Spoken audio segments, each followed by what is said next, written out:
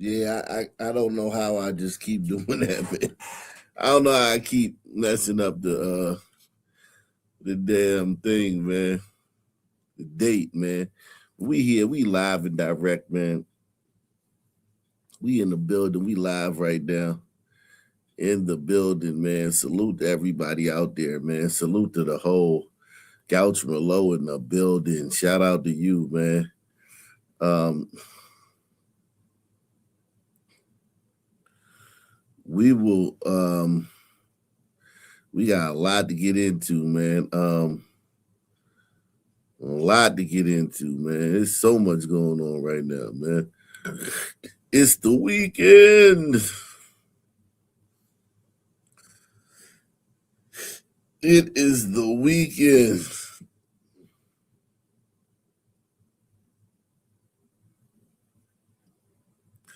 It's the weekend. We are live and we are direct.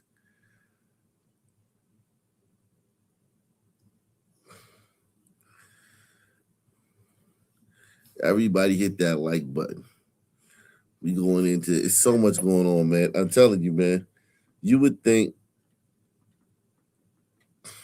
that going all week, nonstop stories all week, 2 times a day, we would run out of stuff, man.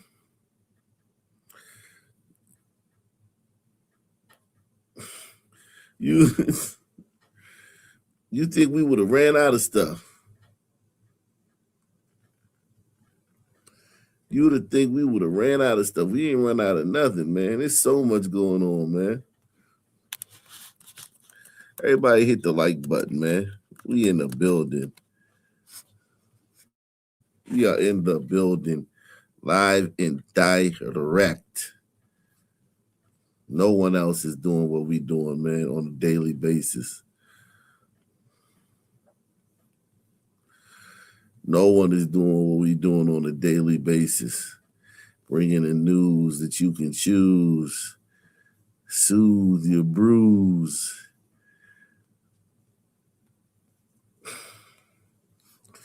Soothe your bruise. News you can choose. Couch in the building. Where everybody at? Yeah, man. A little slow getting in here, man. Let me go ahead and get started, man. So much going on, man.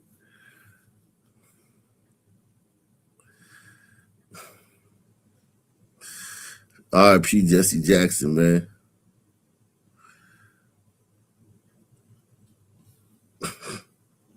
I will tell you that people clearly recognize that they were witnessing history and they were very grateful to be here. They came in early by the hundreds. They stood in line for 2 to 3 hours. They traveled by charter buses, pace, taxis. They were in wheelchairs. They had walking canes, but they were determined to be here. Once inside, there were about 30 speakers. What stood out to me was that each of them delivered powerful and meaningful messages. They told stories of how Jackson personally touched their lives, how he inspired them, and his impact on everything from corporate America to international politics. And the audience was clearly pleased when speakers like Mayor Johnson and Governor Pritzker made a point of saying Chicago was Jackson's home, and he was proud to claim this city. Even President Obama noted that he moved to Chicago after being inspired by Jackson's run for president in 1984. He went on to credit Jackson for paving the way for his presidential victory. Those attending the service felt fortunate to have been here. And when President Obama got up there, it really busted the cake. Now Sharpton came right behind him after that and come on with it, come on. It was good. Well, it was incredible. It's been incredible. The reflections, the stories, the messages of impact, and also the calls to action. Jesse Jackson was the first person I voted for when I could first vote when I was 18 in the primaries. The main message I got from it was for all of us to keep hope alive. The whole thing was great. The singing, it was an enjoyable time. History in the making. This is a person who's made such an impact in the world at large, and I really appreciated everything he's done. So it was just wonderful, a great celebration of his life. And Marie, one person joked as she was on her way out that Jackson is already in heaven taking control because he managed to make sure that the rain didn't start until after the service was over. Marie.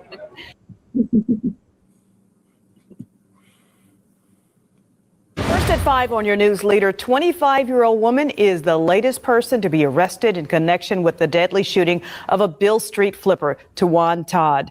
Takaya Lovett is in custody on a $500,000 bond for first. She just looked evil. I thought we was leaving at the little baby hairs in 2025, man.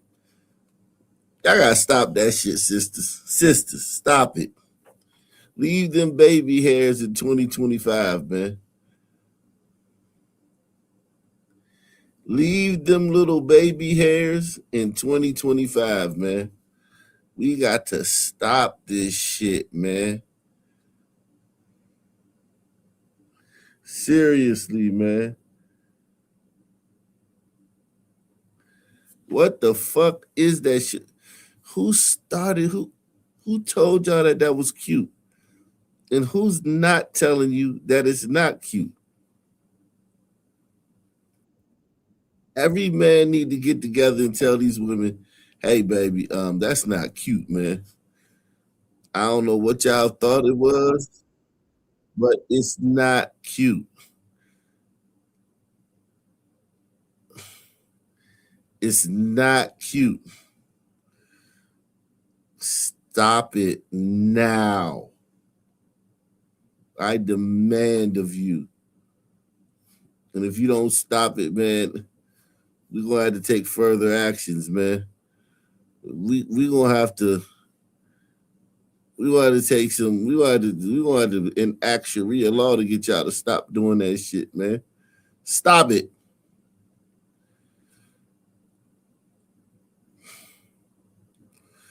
Okay.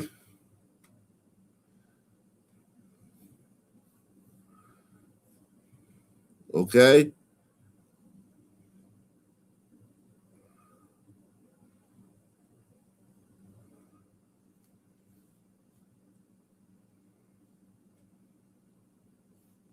Degree murder.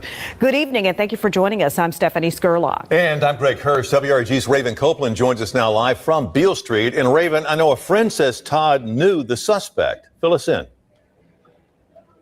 Yeah, that's right, Greg and Stephanie. Tawan Todd's best friend tells me they both knew Lovett, and he's been struggling to understand what led up to her alleged role in Todd's murder. 2 people are now charged in the shooting death of Tawan Todd, a Beale Street flipper who was killed in his Soulsville home.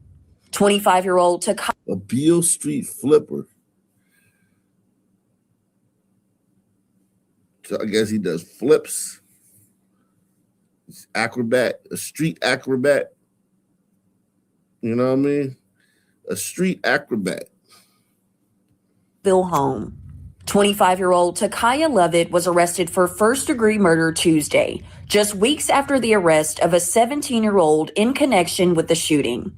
According to the Memphis Safe Task Force, on December 12th, the suspects entered Todd's home on East Alston Avenue and shot him several times in the torso. The victim's best friend says he can't understand why someone would harm a man who was full of energy and love. I'm not too much shocked about the arrest. We knew it was coming. It's been different without him, though. Even in the neighborhood, the stores, it's evidence that his presence is definitely felt. We feel him being gone. Tamarcus Daniels says he's also struggling to make sense of the murder charges against Lovett, who was known to both Daniels and the victim. I feel like you could have done something to step in. You know, me being a voice in my neighborhood and having the respect from both parties. I wish I was there to do something. I wouldn't leave with my emotions. I just use wisdom. And that's something that a lot of these people that generate, they're wise, but they still move foolishly. And a gun is not a way to solve nothing because you're taking somebody from somebody. Now, at this time, investigators have not revealed what led up to the shooting, but we do know that Lovett has a court hearing set for March 27th. Reporting live from Beale Street for your news leader, Raven Copeland, WREG News Channel 3. All right, thanks for the update, Raven. Damn.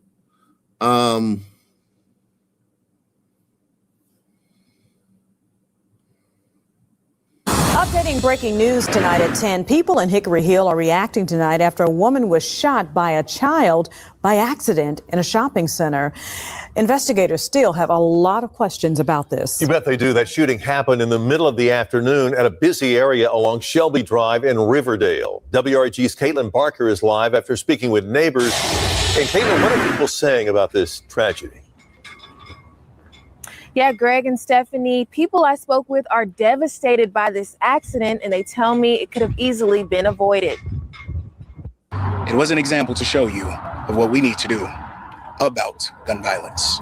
A little before 3 this afternoon, police found a woman dead on the scene. Initial reports suggest a child pulled the trigger, but it's unclear where they got the gun and why they fired the shot. It's also unclear where the shot was fired, although we did spot a bullet hole in the driver's side window of a white Audi that was being towed from the scene. One neighbor who saw the commotion this afternoon decided to share his faith and prayed with the victim's family, believing it would help them during this difficult time. Why can I not just say and remind them that there is some place that they've gone known where they will be protected? They will walk the streets with no type of fear, no type of harm done ever again to them. Darren Abston Jr.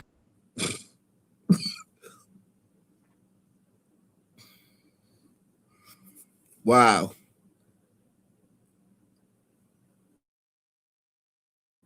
That woman was killed in an accidental shooting by a juvenile. God damn.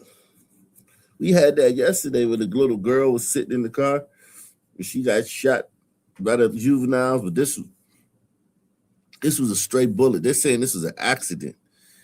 Yikes, man. It take a lot, man, to that shit happened and you come on the scene and this guy's walking up talking about, I want to pray with you. That takes a lot for people to I'm sure they see it as a blessing, but it still takes a lot, man. Wow. Who saw the commotion this afternoon decided to share his faith and pray with the victim's family, believing it would help them during this difficult time. Why can I not just say and remind them that there is some place that they've gone known where they will be protected? They will walk the streets with no type of fear, no type of harm done ever again to them. Darren Abston Jr. hopes this tragedy will remind gun owners to be careful with their weapons, especially around children. I'm a man of the Air Force, a veteran. A weapon, of course, yet protecting, someone still gets hurt. So therefore, me being a man of God, I've learned if I can believe that he can protect me, there was no need for a gun. We're still working to learn more, like the identity of the woman who was shot, the age of the child involved, and who owned the gun that was used in this shooting. Now, it's clear that police believe this was an accident, and they actually released a list of firearm safety reminders, and we have some of those reminders for you. And some include keeping firearms locked and secured, storing your weapons unloaded when they're not being used, and teaching children what to do if they find a gun. Stop. Don't touch, leave the area, and tell an adult. I'm Caitlin Barker reporting live for your news leader, WREG News Channel 3. Information that can save lives. Thank you so much, Caitlin.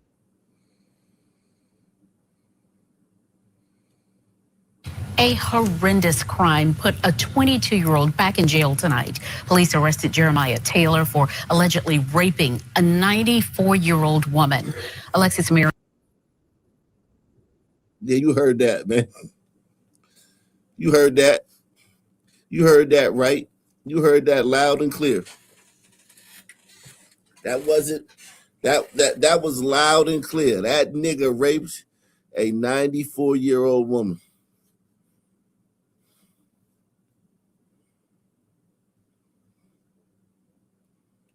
Jeez. I could see if he was That would even be crazy if she wanted it. Like if she was like, I just want one last time. I want to ride the rodeo one last time, young fella. I want you to come over here and give it to me one last time, young fella. I'm an old woman and I haven't gone to Pound Town in about 20 or 30 years. And I really just want to do it one more time because I'm getting up in age. Even if that was the case, throw him in jail, man. Throw this nigga in jail. Throw this nigga in jail even if she wanted it. Even if she wanted it, throw that nigga in jail, man. Yo, throw that nigga in jail even if she wanted it. That's like a kid, man. If a 94-year-old woman said, hey there, young fella. Yeah, I just got my SSI check. And, I was thinking of what do you drink, young fella? Okay. Well, you want to go to the store and get you a bottle of that? I don't have no money, man. Well, don't worry about money, sir. I got some money. You go take this and go down to the store and meet me back at apartment 304 in Old Folks Home. And just come on up there and we'll hang out. You like, what do you like to eat, young fella? You know what I'm saying? Even if she wanted it, gotta throw this nigga in the jail, man. Can't be fucking on no 94-year-old lady, man.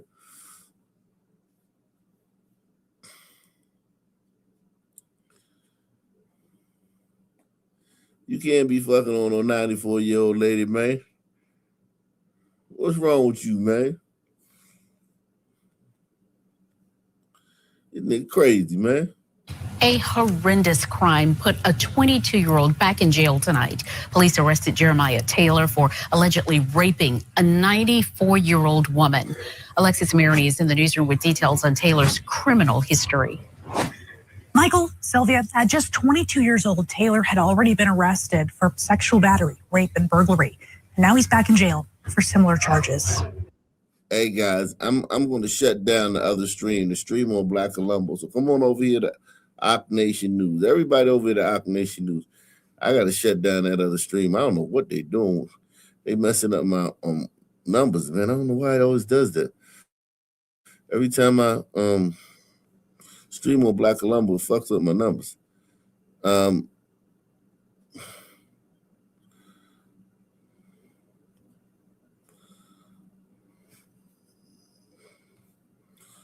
Forks up my numbers, man.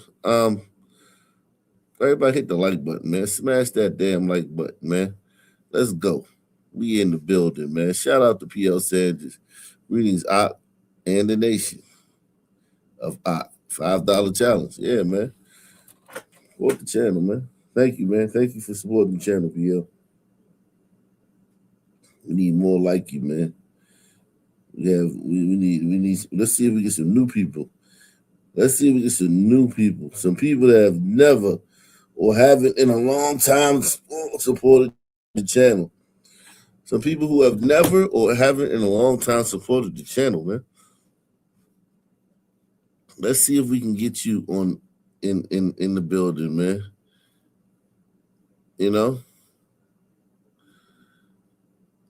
Let's see if we can get you in the building. If you have never or in a long time haven't supported the channel.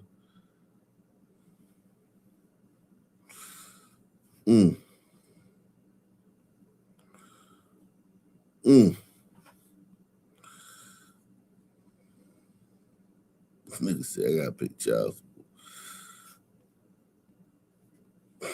Now he's back in jail for similar charges. Neighbors say this is a sleepy area. A lot of people on the street are elderly. We bought this little house when we got married, and we've been here ever since. Jackie Hernandez lives near East Black Oak Drive. Most of the time on this end of our subdivision, it's fairly safe. That's why Hernandez says she was shocked to hear that a 94-year-old woman a street over was raped. Horrendous act and crime. Early Friday morning, Baton Rouge police posted this picture of a suspect at the 11,000 block of East Black Oak Drive in the Park Forest, Sherwood Forest area. Somebody broke into your neighbor's home. Yeah. And attacked her. Right. What goes through your mind? Scared to death because you don't feel safe. It's really scary. You never know when somebody can break in your house. By Friday afternoon, police had arrested 22-year-old Jeremiah Taylor. I have a lot of trouble even finding the right adjective to describe such a horrendous act. According to arrest records, Taylor has previously been arrested for burglary, sexual battery, and rape. So what did they throw them out? They must have threw them Jones out because they just said arrested. They didn't say convicted. They said he's been arrested for that stuff before. They probably just threw it out. This is the world we live in, man, in America, where, everybody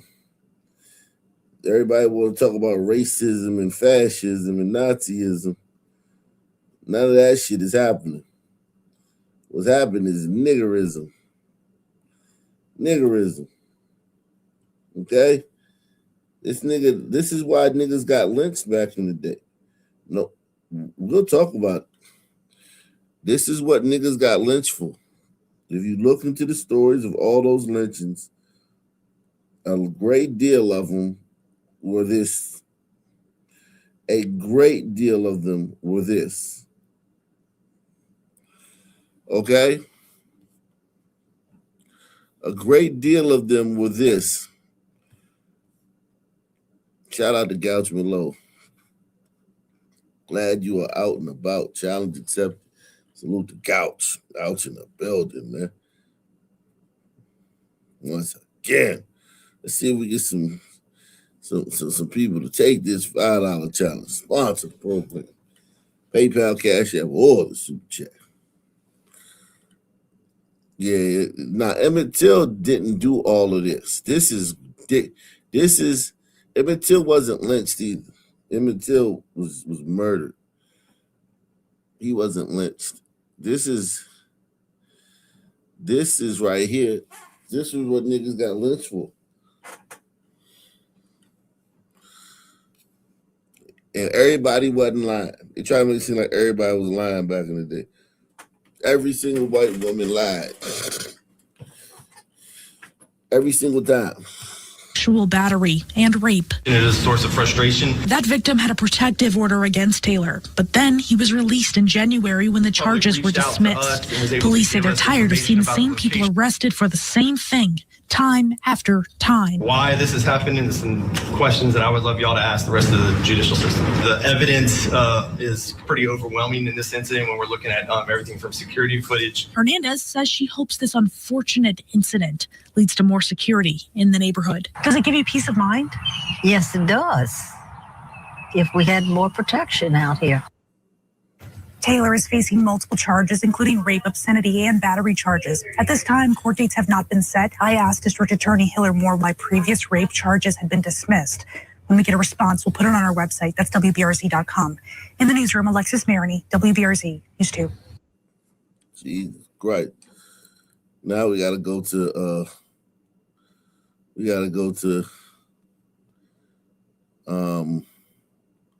X, man. I saw something on X. They was talking about this, man. Let's see what the people are talking about, man. This is troubling, man. This is troubling to say the least, man. This is troubling to say the least. People was talking about this on X. My God.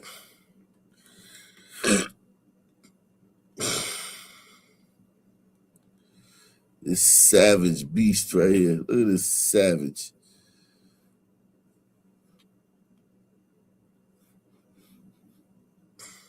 Look at this savage. Let's see what the people are talking about, man. Let's see what the people are saying about it.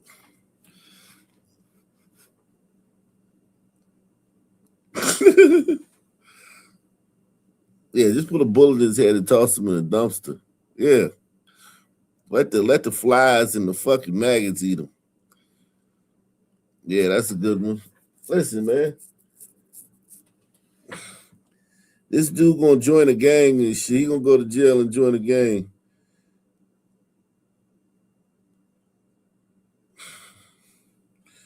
He'll be watching TV reruns and shit, watching reruns on TV and shit, making burritos out of motherfucking.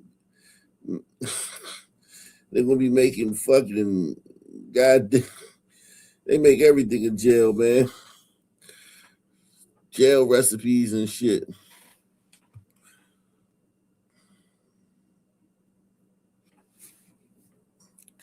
Said this honestly should be classified as terrorism, and it should be no trial or attempt for any rehabilitation.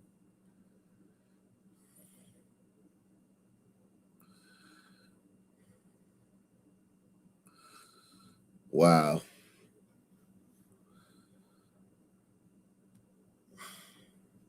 Records show Taylor was arrested twice in May of 2024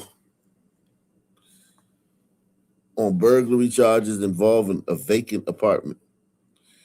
He was charged with 2 counts of unauthorized entry. Oh, he was a Ahmaud Arbery, man. Ahmaud Arbery, man. Just the white dudes didn't catch him before he got to doing this thing.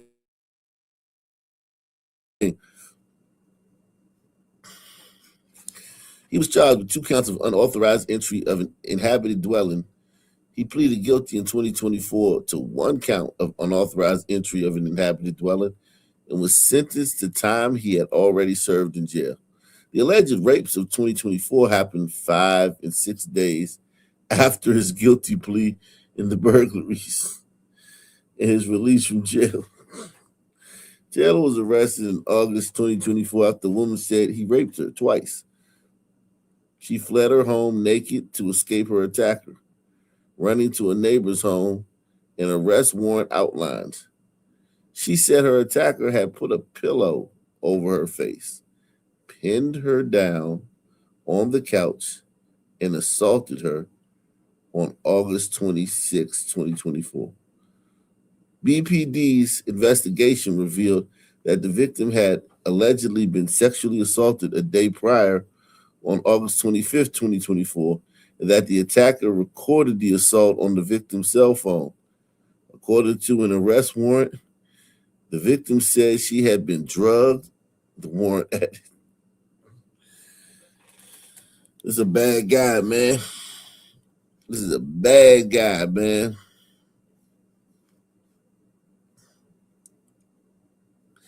Little fucking, he said, black guy mentioned that. My baby didn't do nothing. Jeez, he said, failed by the system. A repeat offender with a history should have never been on the streets to begin with. Heartbreaking. You niggas gonna make y'all gonna make people go back to draconian law. That story about that little girl earlier this week, remember that? Press 1. The story about the little girl and the 3 little boys in Miami, I think. Yes, Miami.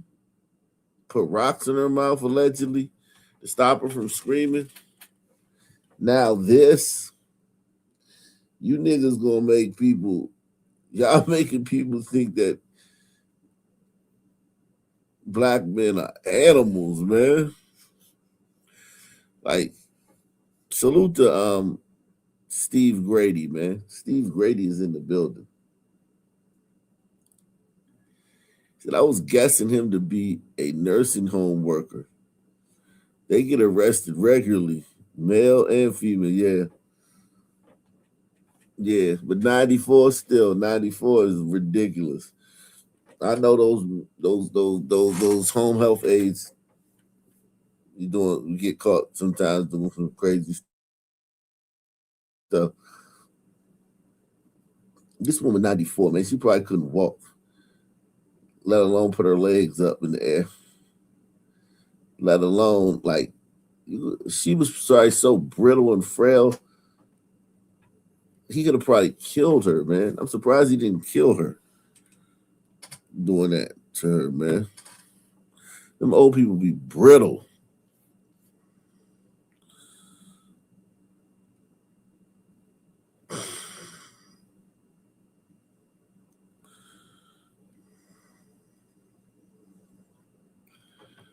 Wow.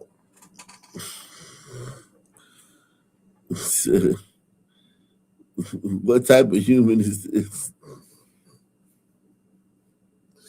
An evil human, man. A bad human, man. Got a bad dude, man. He did that. He's a bad guy, man. Let's keep it a buck. There ain't no which way about it, man. Well, your background don't matter. And listen, I get it, man. Everybody has trauma, and I'm not trying to act like trauma is never an excuse. But my G, man. You raped a 94-year-old woman? Nah, man. Some things is just like, nah. We gotta be like that as a society. Like, we gotta draw a line as a society, man. We letting a lot of shit slide because of the Democrats. It's time to rein this shit back in. Time to rein this shit back in, man. I want to see what the niggas say with it. This is a Republican channel. I want to see if any niggas are defending this, man. You think press 1 if you think any Negroes are defending this, man.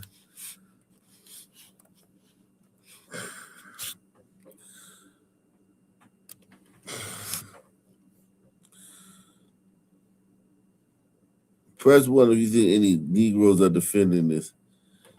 Let me see if I can find a Negro channel, man.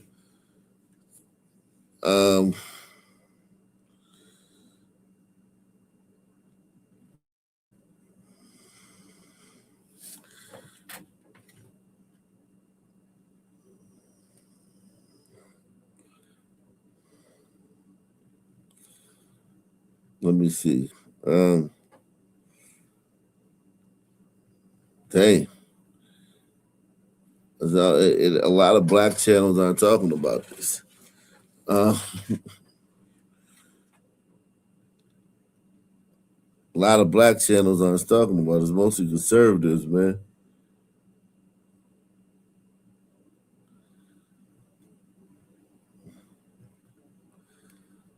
Damn, that's crazy. I guess the black cinemas haven't gotten. Yeah, like this is a 94-year-old woman right here. This one right here. This is a 94-year-old woman. Maybe they will dance again. But you're not awake now. Yeah, that's bothering me. Yeah. I gotta touch you. You're sleeping. What's this? Is this a for real sleep? I hear you. Yeah, I hear you breathing. Okay. Do you? Yeah. Saying their final goodbyes, man. That's what a 94-year-old woman looked like, the one in the bed. I used to ask how Bill Cosby, I'd be like, how did Bill Cosby rape them women when they sleep? How do he screw them when they sleep? They dead, like, they're, you know, when you just pick their arm up and it just drop, boom. Like, I've always wondered how Bill Cosby was screwing them women while they was just completely knocked out.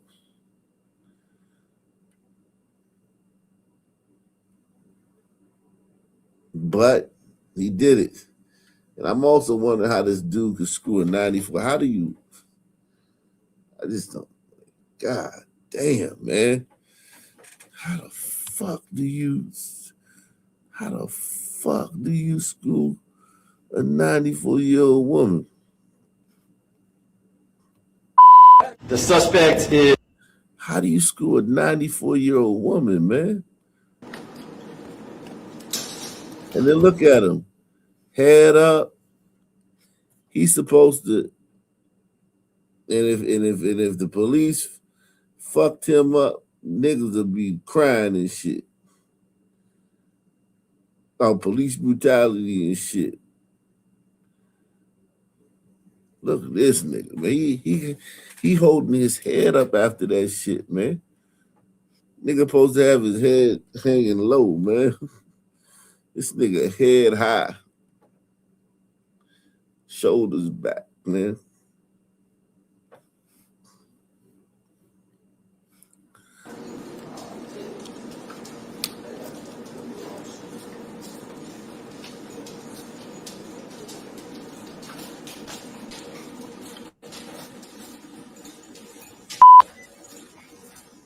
Jeremiah, did you rape a 94-year-old woman?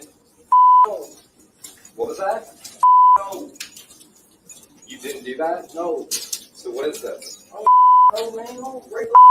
The suspect is Jeremiah Taylor. Date of birth is 1/14/2004. He's 22 years of age.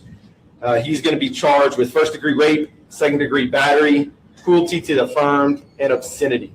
I would like to note that he does have a previous criminal history that includes 2 burglaries from May of 2024, and also being arrested for first-degree rape, as well as other related charges from an incident that occurred in August of 2024.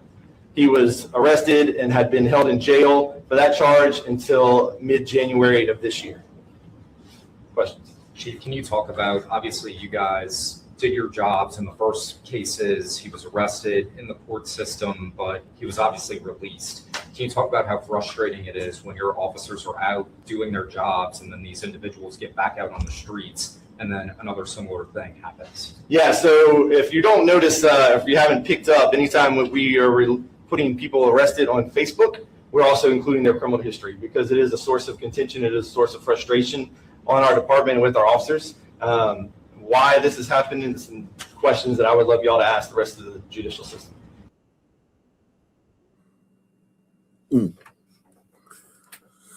Wow. Unbelievable, man. Unbelievable. It's unbelievable. Biggie Smalls is the illest. Jeez.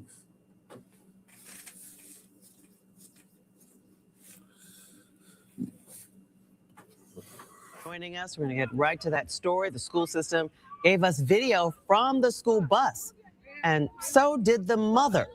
Both angles tell the complete story. Channel 2's Cobb County Bureau Chief Michelle Newell's live in Marietta. Michelle, you spoke exclusively with that mother. She was released from jail this morning. She told me now that she is facing charges, she would have handled the situation differently. She says she wasn't the aggressor. Police say she was. Get off the bus. Move your hands. Man, you cannot be on this bus. Tense moments on a Marietta City school bus. Why you let us pick us up from the last bus stop? No, ma'am. You did. No, ma'am, I did not. The mother who recorded this video is accused of assaulting the bus driver. Zaria Stovall was released from jail this morning. Did you assault the school bus driver? I don't believe I did. I didn't. They said that I put my hands on. I don't believe I did. I don't believe I did. Bus driver?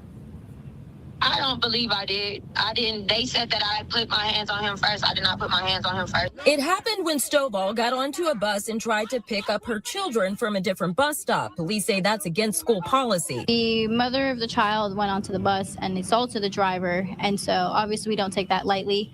And nobody should ever take matters into their hands in assaulting somebody else. The view from the school bus camera is blurred to protect the children. You can see Stovall get on the bus to get her children after the driver tells her not to. I tell you who you are. Get off the bus. Stovall told me she threw a bottle at the bus driver after he pushed her away. Get off the bus. Get off the bus. After that, you see at least one of Stovall's children hit the bus driver with a backpack. Would you have done anything differently that day? The question is, would you have done anything differently that day? What do you think Boom Shika gonna say? To the question, would you have done anything differently that day?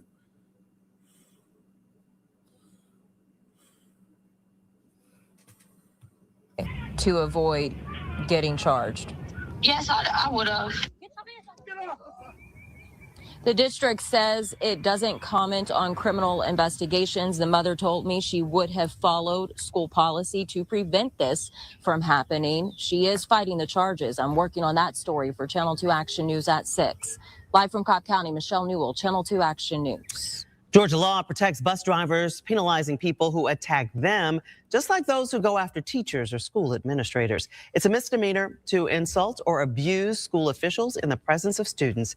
That includes a bus stop or on school grounds. A person found guilty can be fined up to $500.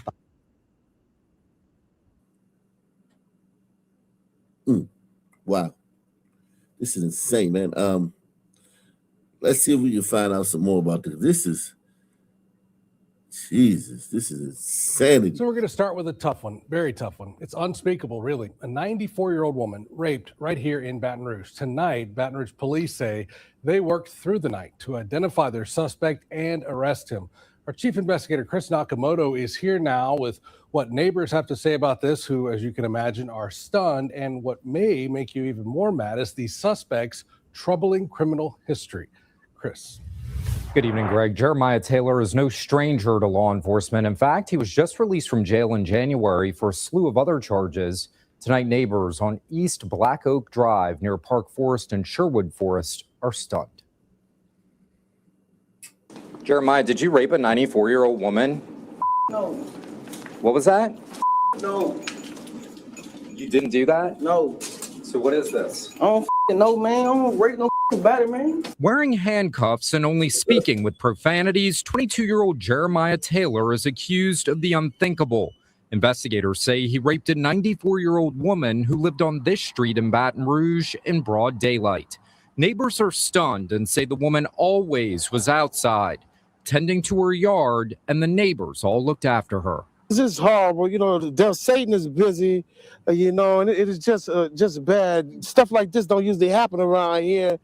You know, everybody looks out. That was a sweet woman. It's sad. It's shit, nothing like that be happening in the neighborhood, really.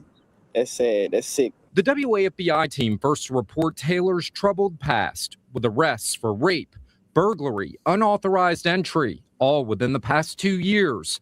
The WAFBI team found his most recent arrest was dismissed by District Attorney Hiller Moore's office, allowing Taylor back out on the streets. The frustration palpable for detectives who repeatedly see the same offenders over and over. It is a source of contention. It is a source of frustration on our department and with our officers.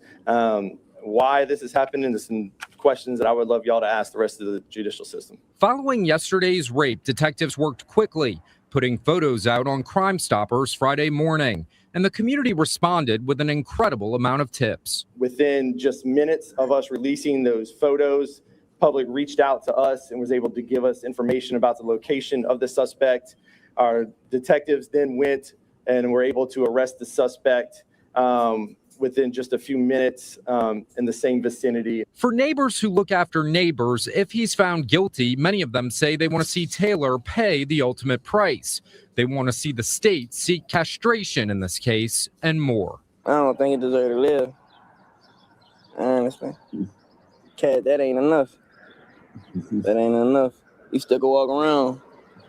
That lady ain't even gonna ever be right again after this. You're lucky you didn't catch him. You know, you reap what you sow. You reap what you sow. You reap what you sow. Chief Moore says the evidence is overwhelming as this investigation continues. When you're looking at one of the most vulnerable parts of our population, the elderly, to take advantage of them in this way, horrendous, unacceptable. I don't know what word you really use. I'm really dumbfounded to try to explain it. Sources tell the I-Team the victim in this case received some pretty serious injuries, including broken bones during the attack.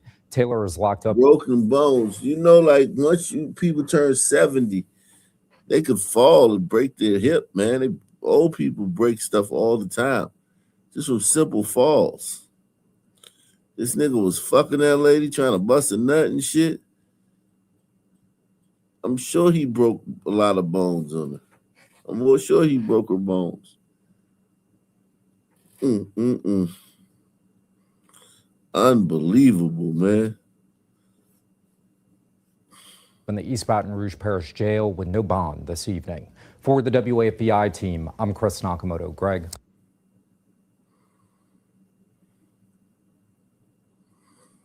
It's monkey motherfucker, you.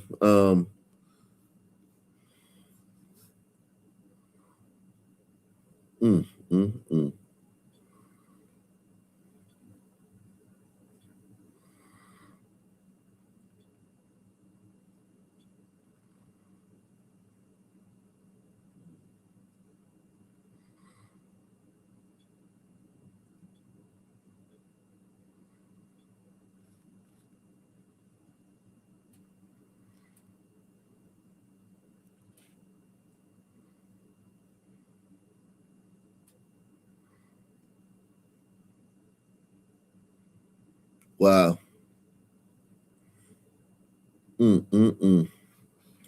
Unbelievable, man. That story just got me like, whoa. I thought the story with the kids putting the rocks in the girl's mouth, I thought that was like, all right, this shit is fucking A, man. 18-year-old was shot while hanging out at a busy basketball court at Cumberland View Apartments in North Nashville. Tonight, a mother wants the suspects found so her children can play safely. WSMV's Amber Jayanth walks us through what happened.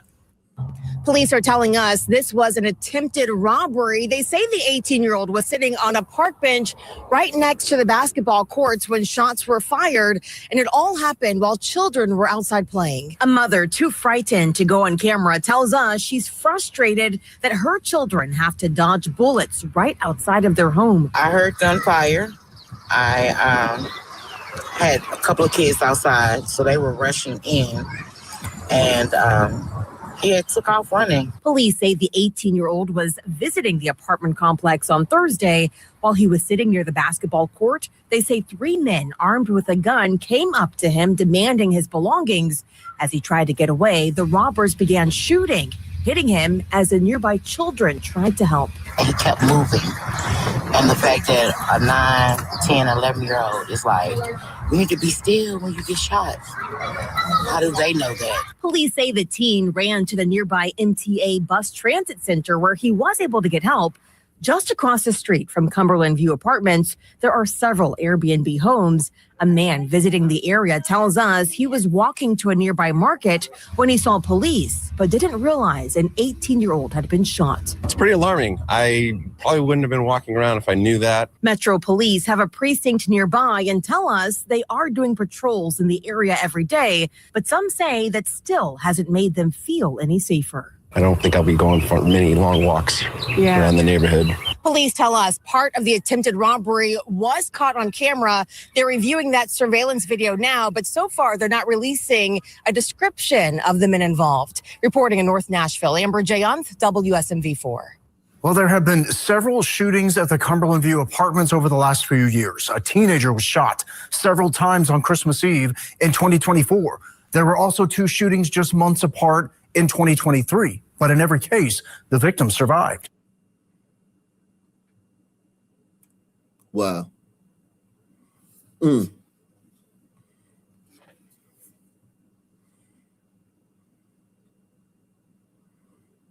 Closer to justice. 2 people are now in custody in connection to that shooting that rocked the Deer District over the weekend. The shooting happened.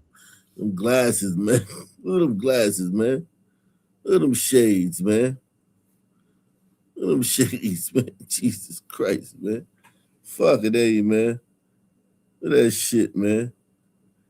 Salute to Barry B. Barry B is in the building. Shout out to Barry B. Everybody give Barry B a round of applause. Barry B is in the building once again.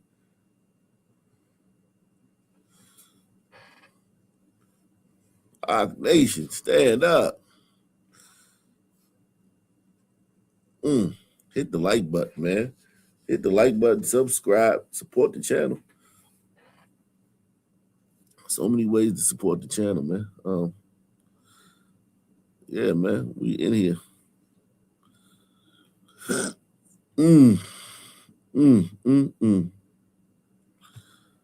All by myself. Closer to justice. Two people are now in custody in connection to that shooting that rocked the Deer District over the weekend. The shooting happened Saturday night near Phillips and State. Our Bria Jones live after attending a vigil hosted by the victim's family tonight. Bria.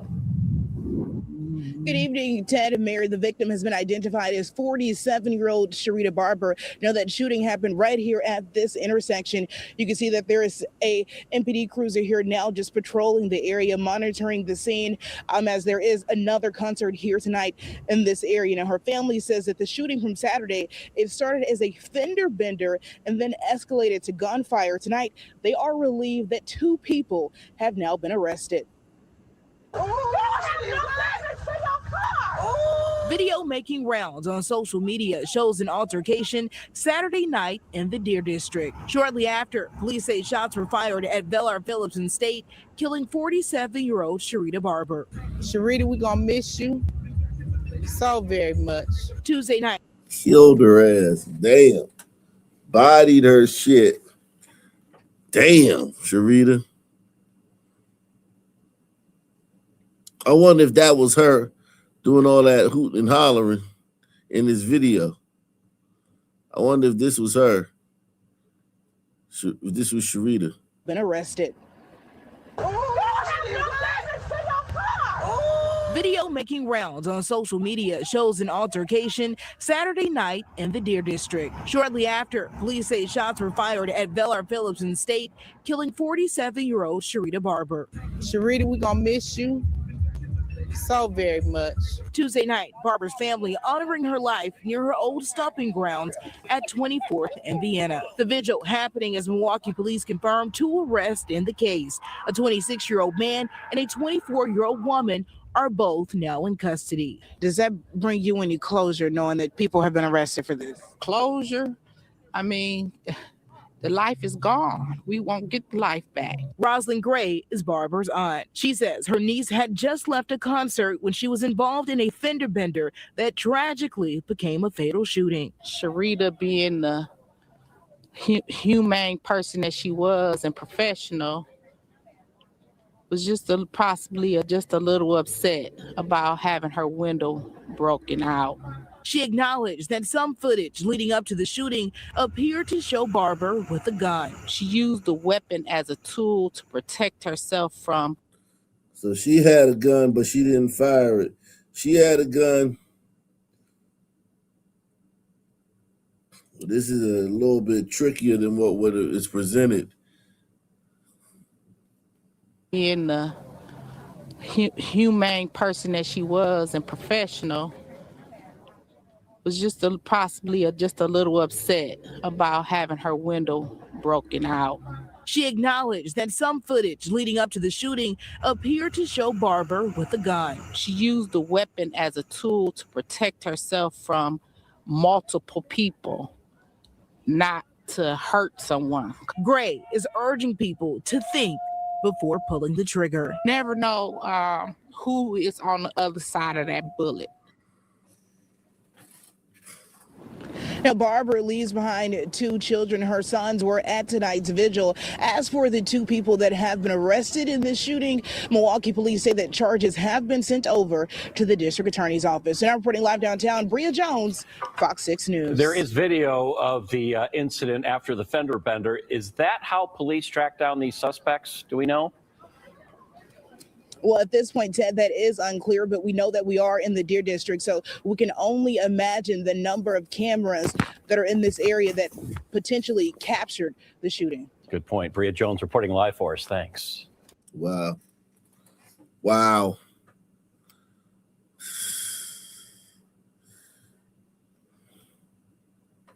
New tonight, charges for a man who prosecutors say shot and killed a woman after a fender bender in downtown Milwaukee.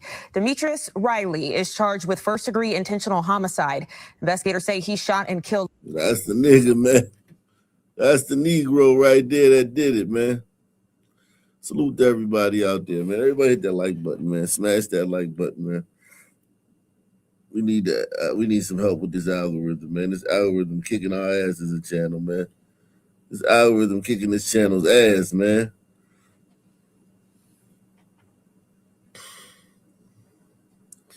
Damn, Sharita.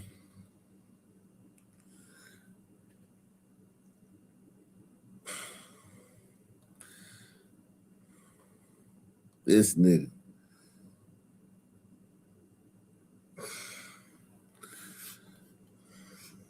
Sharita Barber before running her over on Saturday. Damn, he News' ran her over, too. TJ Dysart is live at Bell R. Phillips in State. TJ, prosecutors say this all happened after Riley and his girlfriend confronted Barber for backing into their car. Yeah, this is where that deadly confrontation all started. Investigators say Barber, the woman who died, was the first to pull a gun, but never fired. Prosecutors say 2 others did, and tonight only 1 is charged with homicide. What started as a fender bender ended in tragedy last Saturday night. I heard a couple of sound like probably a 9mm pop. According to a criminal complaint, 47-year-old Sharita Barber was parked just outside the new Deer District concert hall when she backed up her red Jaguar and bumped another car. Inside that other car is 26-year-old Demetrius Riley and his girlfriend. Both got out to confront Barber, leading to an argument. The complaint says Riley punches out the back window of Barber's Jaguar. Then Barber pulls. Damn, he punched out the back window of her car. He escalated that shit. That's probably why he's getting a murder charge. Because even if you have a gun, you can't escalate the shit. You can't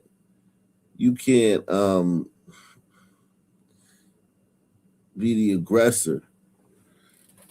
So when he punches out her window, he's escalating the situation, knowing that he's armed. And I think Milwaukee might be constitutional carry. I'm not sure. Wisconsin might be. Let me see if Wisconsin is constitutional carry. Because let's see. No, it's not constitutional carry. Yeah, you have to have a permit. You have a permit. You gotta be 21 and you gotta take safety training classes and stuff like that. Then 6-year-old Demetrius Riley and his girlfriend both got out to confront Barber, leading to an argument. The complaint says Riley punches out the back window of Barber's Jaguar. Then Barber pulls out a gun with an extended magazine, points it at Riley and his girlfriend, and says, quote, "You can't pay for that. I want your life." The suspect put his hands up and I was like, Damn. Damn, Sharita. Damn, Sharita.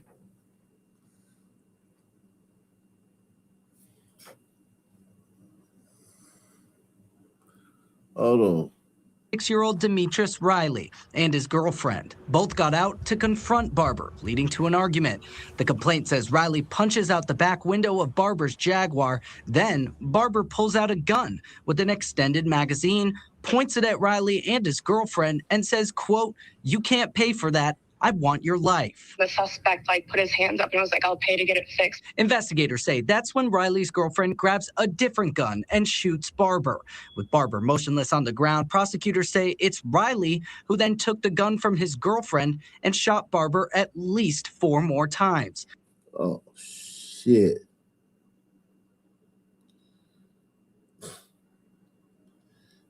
Oh, shit. Did y'all hear this shit? Did y'all hear this shit? This nigga volunteered to go to prison for the rest of his life.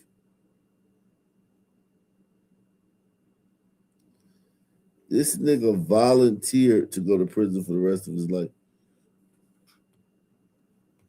47-year-old Sharita Barber was parked just outside the new Deer District concert hall when she backed up her red Jaguar and bumped another car. Inside that other car is 26-year-old Demetrius Riley and his girlfriend. Both got out to confront Barber, leading to an argument. The complaint says Riley punches out the back window of Barber's Jaguar. Then Barber pulls out a gun with an extended magazine, points it at Riley and his girlfriend, and says, quote, "You can't pay for that. I want your life." The suspect put his hands up and was like, "I'll pay to get it fixed." Investigators say that's when Riley's girlfriend grabs a different gun and shoots Barber. With Barber motionless on the ground, prosecutors say it's Riley who then took the gun from his girlfriend and shot Barber at least 4 more times. The complaint says Riley then gets in his vehicle and flees the scene, running over Barber in the process. About 2 minutes later is when all the police present came, and there was... Yo, hold on, Fat Joe. We got to talk about this, man. Damn, man. That's insane. This nigga volunteered to go to prison. This is like some shit they'll give you a life sentence over. This is some shit he could get a life sentence over.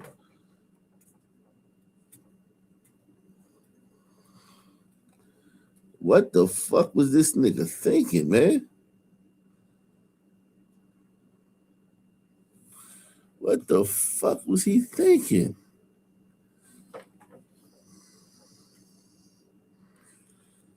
Jaguars are fine automobiles. The old Jaguars, I don't know about this new fiberglass Jaguar, but when they used to make them Jones out of steel, them Jones was fine automobiles, man.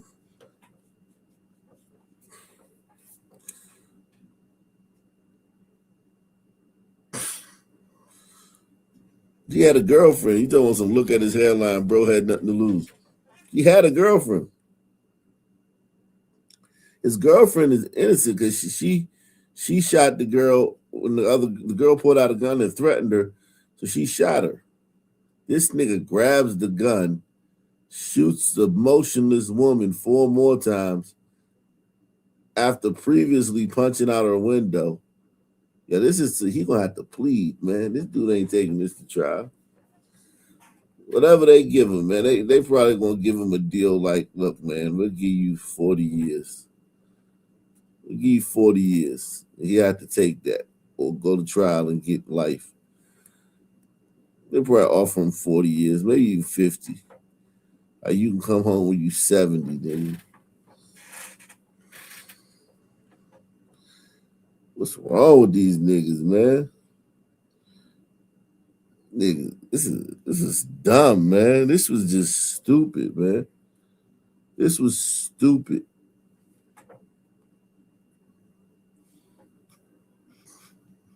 And his girlfriend both got out to confront Barber, leading to an argument. The complaint says Riley punches out the back window of Barber's Jaguar. Then Barber pulls out a gun with an extended magazine, points it at Riley and his girlfriend, and says, quote, "You can't pay for that. I want your life." The suspect put his hands up and was like, "I'll pay to get it fixed." Investigators say that's when Riley's girlfriend grabs a different gun and shoots Barber. With Barber motionless on the ground, prosecutors say it's Riley who then took the gun from his girlfriend and shot Barber at least 4 more times. The complaint says Riley then gets in his vehicle and flees the scene, running over Barber in the process. About 2 minutes later is when all the police present came, and there was at least 15 police vehicles over there. Prosecutors say Riley turned himself into police 2 days later. In an interview with detectives, Riley said he shot Barber because he thought she had people coming and saw her begin reaching for her gun. Then he got concerned for his safety and decided to drive off, telling police the victim was laying in his way, so he drove over her. As for Riley's girlfriend, the complaint says the state will not be issuing charges because of the circumstances above.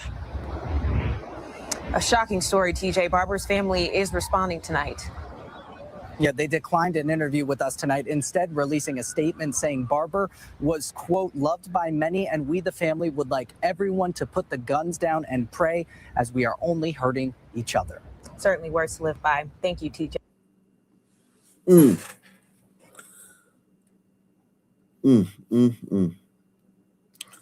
Wow.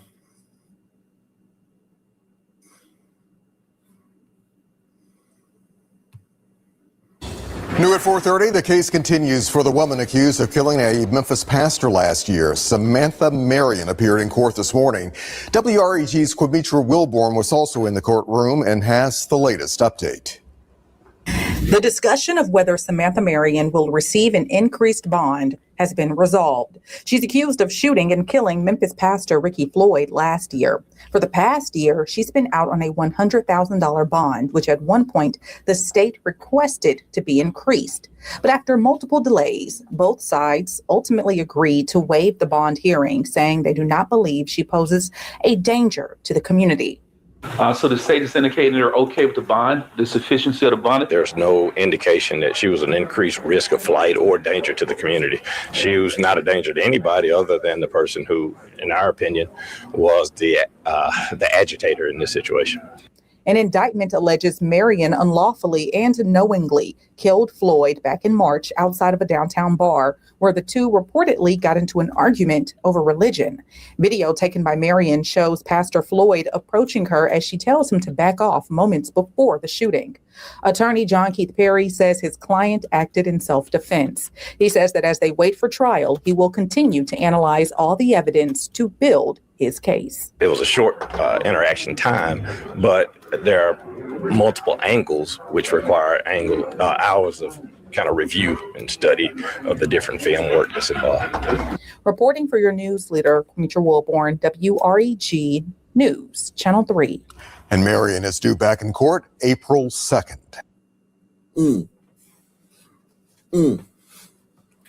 Man.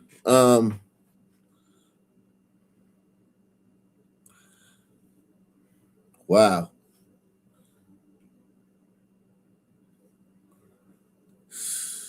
A plea deal for a man accused of beating and holding his cousin captive in a St. Charles County basement. 3 people were charged in this case, and the suspected leader has now been sentenced. Our Justina Cornell joins us live from the newsroom with details of the deal. Justina. Well, just 24 hours ago, Venkatesh Sadaru was back in court, made a plea deal, and was sentenced to 5 years in prison. Now, he was originally charged with multiple crimes, including trafficking for the purpose of slavery, abuse through forced labor, kidnapping, and first-degree domestic assault. But with the plea, all of those charges were dismissed, except for one count that was bumped down to second-degree domestic assault. Back in 2023, Sadaru, along with 2 other co-defendants, were arrested for brutally beating Sadaru's 20-year-old cousin. According to court documents, the victim said his daily life included limited food, sleep deprivation, brutal assault, and being forced to sleep on the floor in a locked basement at night. Now, the St. Charles County prosecutor, Joe McCullough, said they were hoping to push this case through, but the case was compromised. We learned the victim here has been charged in a separate case for domestic assault. McCullough says they're still happy with the 5-year sentence. He noted that this case came to light because bystanders noticed something was wrong. If this would have not come to light, our victim may still be in the basement of that house, still enduring the pain and suffering that he has been enduring for, we're not certain how long, but quite some time. Had these people not seen something that sparked their interest, made them think that there was something wrong going on here. Now, Sadaru has also been charged with other federal crimes, accused of stealing government funds. Now, that case is still ongoing. Now, we've also been told that the other co-defendant in this case, Nikhil Penmatsa, will likely make a similar plea deal on Monday. As for the other case with the last co-defendant, well, that case remains ongoing. Reporting live, Justina Cornell, back on your side.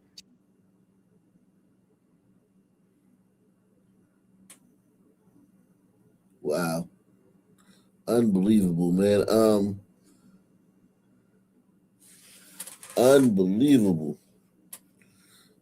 For the first time tonight, we are seeing what happened when a federal agent shot and killed a San Antonio man last year. Over the last month, we have been working to learn why 23-year-old Ruben Ray Martinez died in a shooting on South Padre Island. Avery Everett joining us here this evening. You have been on top of this story. Yeah, and I know there's so much video, pictures, stuff that you've been going through most of the day today. That we just obtained today. I mean, all of this just coming in really this afternoon. Body camera footage, photographs, evidence. We've been sorting through all of this, and this has really given us a closer look at what led up to the shooting. We're going to show you some of that video now, but we have edited it. Still a warning, it may be hard to watch. Hey, where are you going? New video shows the moments leading up to a San Antonio man being shot and killed by a federal immigration agent. This happened in South Padre Island nearly a year ago. But KSAT obtained body camera footage for the first time on Friday. We want to take you back to how this all started, late in the night of March 14th, 2025. Surveillance video shows a car crash just before 11:20 p.m.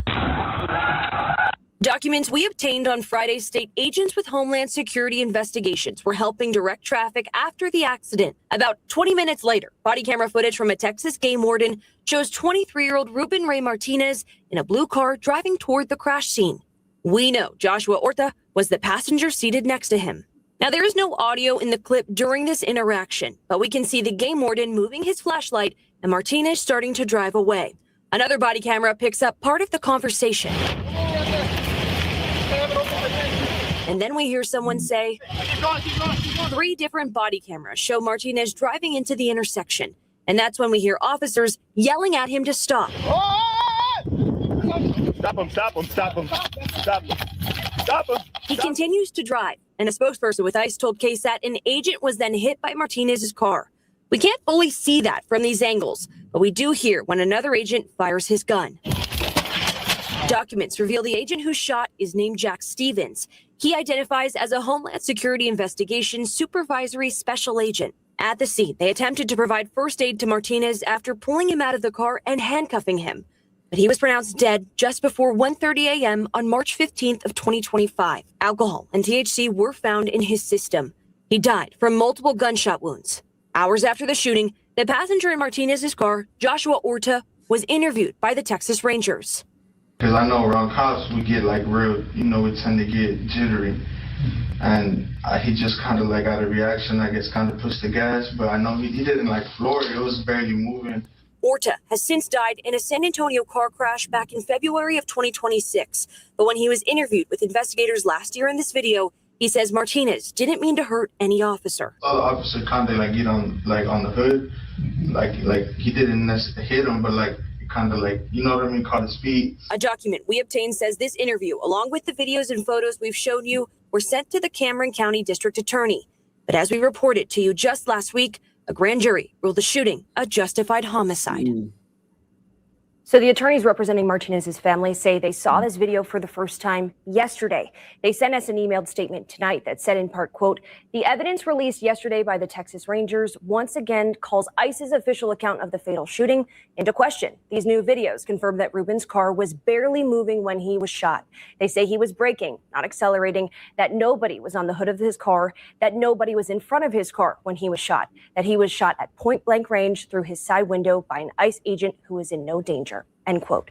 So this is just part of what we obtained, what you saw just right there. We go into even more details on KSAT.com.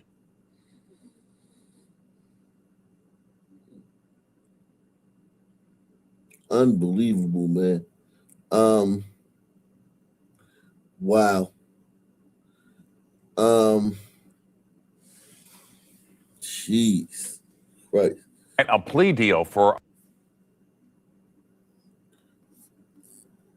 Hopefully those officers don't get any trouble dealing with these fucking people, man. Wow. For almost 9 years, the Augusta community wanted justice. Janelle Carwell found dead and her parents, Leon and Tanya Tripp, put on trial. Over the past 2 weeks, we've heard from more than 24 witnesses trying to learn what happened to Janelle after she disappeared. You killed her or did she kill her?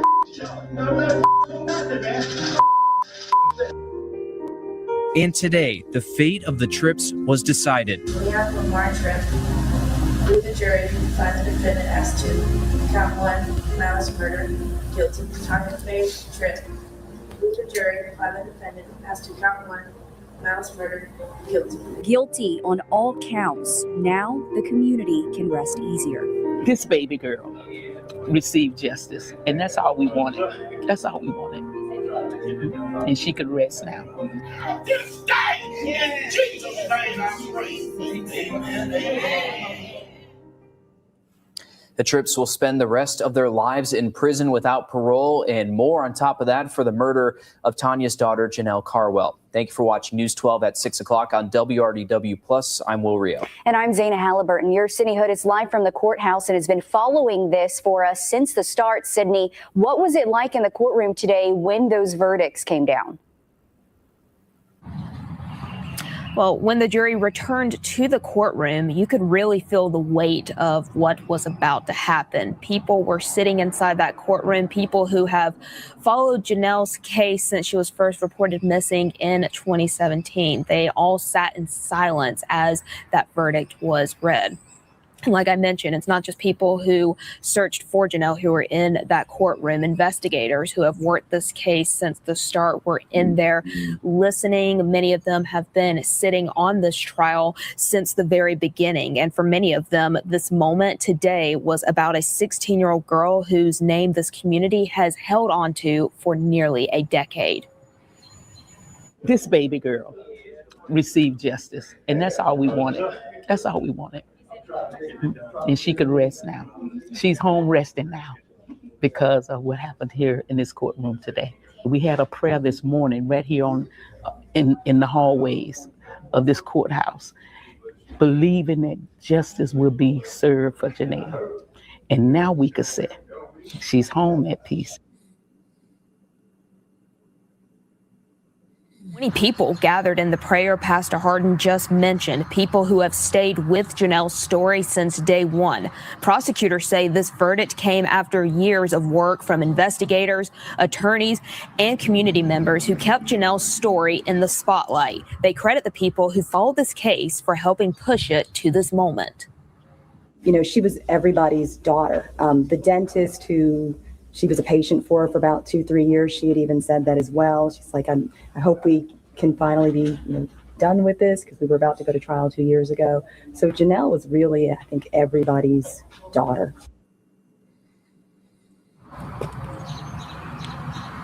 Prosecutors say throughout this entire trial, it kept coming back to one thing, that this was always about Janelle Carwell. The community members who you saw sitting in the courtroom, like I said, many of them played a part in the searches for Janelle. One community member actually had one of the flyers that they passed out whenever they were searching for her during the summer months of 2017.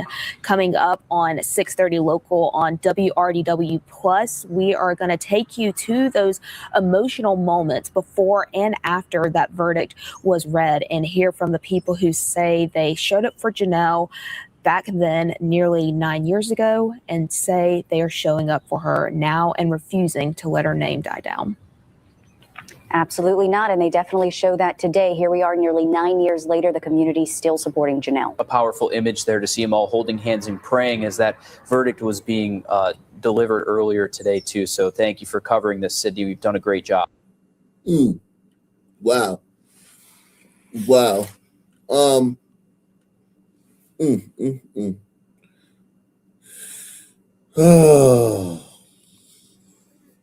New at 5 tonight, an 18-year-old faces multiple charges tonight, including first-degree murder. She's accused of killing a man who she says touched a 5-year-old relative inappropriately. WRG's Caitlin Barker is live in East Memphis with... Yeah, and that's noble. Don't get me wrong. That's noble of this woman to do that. But you still going to jail. You still murdered. Like, they still going to get you with murder. Like, you didn't walk in, unless you walked in on this shit and, you know what I mean, and you were armed and you walked in on it and you, one thing led to another, you shot the guy. But you can't, like, hear that, like, somebody touched one of your 5-year-old relatives and then go hunt him down and kill him. You have to let the system do the work. You can't hunt him down and kill him. This ain't a movie. This ain't a fucking movie, man. Salute to everybody out there, man. This ain't a movie, man. I think she thinks this is a fucking movie, man. You got to deal with the police, man. I know it's hard, man, because, somebody touch your 5-year-old. I got a 5-year-old. I'm going to want to kill that person. So I understand it, but still, she's going to jail for a long time. New at 5 tonight, an 18-year-old faces multiple charges tonight, including first-degree murder. She's accused of killing a man who she says touched a 5-year-old relative inappropriately. WRG's Caitlin Barker is live in East Memphis with the latest on that story. Caitlin? Good afternoon, Stephanie and Greg. I'm here on Willowview Avenue where police found the body here in the road.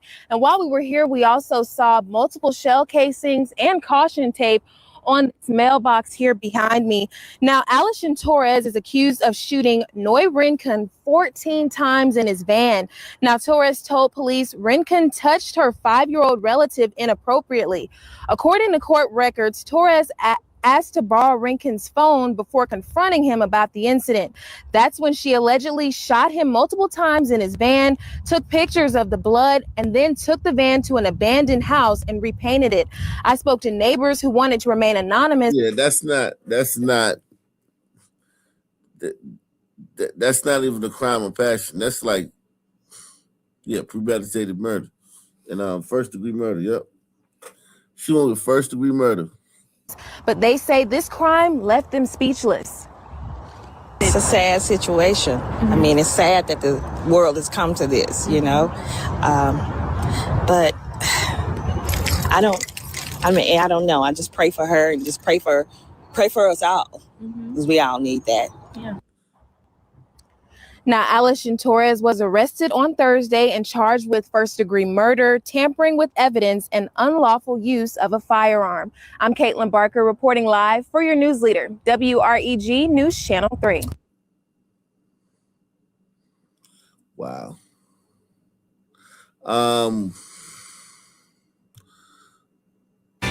Now at 5:30, a prowling suspect is arrested, accused of peeping into the windows of young women. Good evening. This is the news at 5:30. We got our first glider, man. Yeah, glider's just bad at crime, man. Look how conspicuous he is, man. He's not even no prowler. You can't even call him a prowler. He just out here just doing anything. You can't even call this guy a prowler. Peeping into the windows of young women. Good evening. This is the news at 5:30. I'm Micah Ullman. And hi there. I'm Courtney Frail. Cher has the evening off. Investigators say the alleged peeping Tom targeted UC Riverside's female students. KTLA Shelby Nelson live in Riverside, where detectives are looking for more victims. Shelby. Micah Court, Riverside police say that since they've put out this information about the alleged prowler, they have received information from other callers, possibly linking those or that suspect to other incidents. You can never let your guard down. I don't care where you live. Because as safe as residents would say this Riverside neighborhood is, it doesn't mean they're immune. In fact, it's this very neighborhood where an alleged prowler is accused of peeping into the windows of this home where several college students live. They're students, and this did not look like a student. You could tell he was definitely an older gentleman. An older gentleman sporting a backwards cap and what appears to be gray sweatpants and a black long sleeve. The night of February 2nd, Jessica Andrade was sitting in her car outside her house, ready to run a few errands at night. I see a gentleman coming from the right, from the girls' area, whether it would be the girls or the house after, and just walking over. And I was like, he doesn't look familiar. But then again, she's seen people come and go at this house before. Jessica didn't think anything of it until she learned that someone that same night was reported to authorities peeping in the girls' windows. Another neighbor who didn't want to appear on camera says the man tried opening a door on the side of the house. I feel really bad because when the girls were telling me what had happened, they're scared. Riverside police arrested 49-year-old Robert Clement Rincon, and they believe he's done this before. Rincon is accused in a similar incident from November. Police say both times he was allegedly targeting young female UC Riverside students. In this case, the nearest intersection is Watkins Drive and Mount Vernon Avenue. It's just extremely disturbing. It was a high school right back here, and then obviously college. I mean, these are all minors or young adults. It's just another thing to like keep an eye out for, and it's definitely not something that should be happening. It's definitely scary for women and all people. Jessica says the landlord has since put locks on her neighbor's gates and that everyone on their street is staying vigilant. That's what we do as neighbors, take care of each other. Now, Recon was booked on several charges, but has since posted bail. The district attorney has not formally filed any charges just yet, but Riverside police say that they believe there are other victims out there. So anyone with information is asked to contact them. Reporting live in Riverside, I'm Shelby Nelson, KTLA 5 News. I wanted to show you this thing on X, man, about this mayor, man. It's the second time we did a story like this. We did a story like this a few years ago. The San Jose mayor. Now it's San Francisco's mayor. Damn, I saved this shit. Damn. Hold on, I saved it. Hold on, let me see something.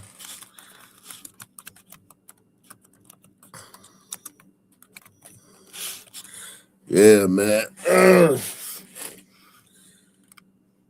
Where did our love go? There we go. All by myself.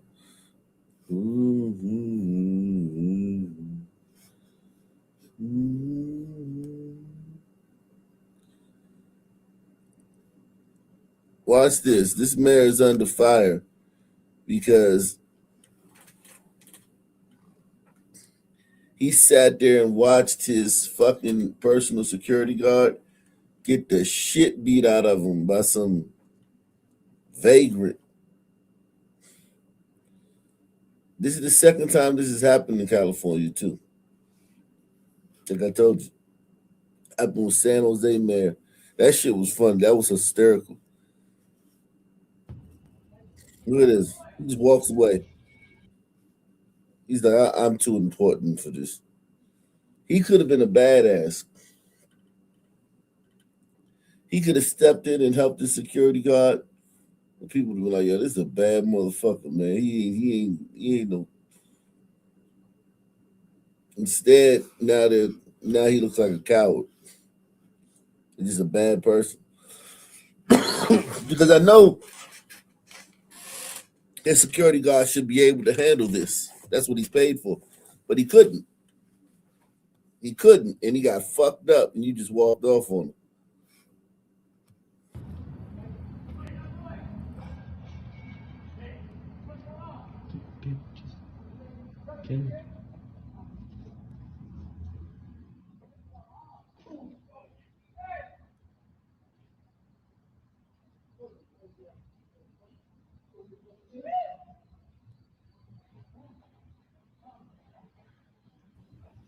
Where did the mayor go?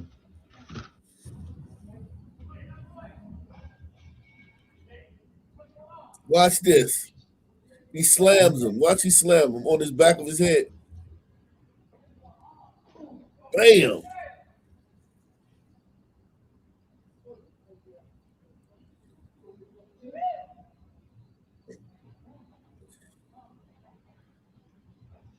Where did the mayor go? Man, he fired though. Mayor got to get new security though, but still, this is a bad look.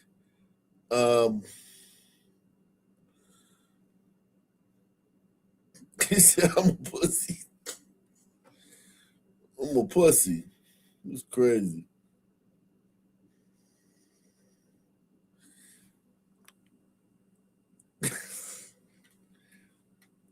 So I guess because he's Jewish, I don't see how y'all can call Jewish cowards, but Jews cowards.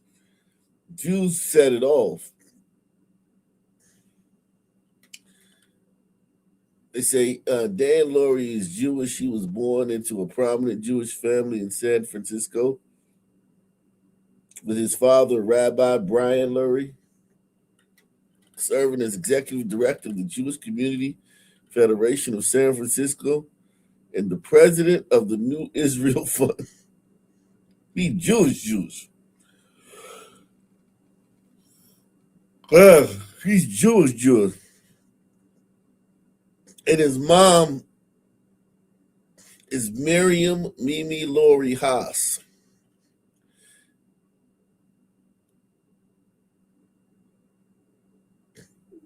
Married Peter Haas, a great-grandnephew of Levi Strauss, making Lori the heir to the Levi Strauss fortune.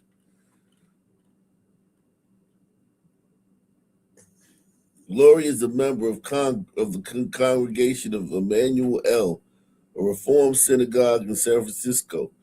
He is the fourth Jewish mayor in San Francisco history, following the footsteps of Dianne Feinstein, Adolfo Sutro, and Washington Bartlett.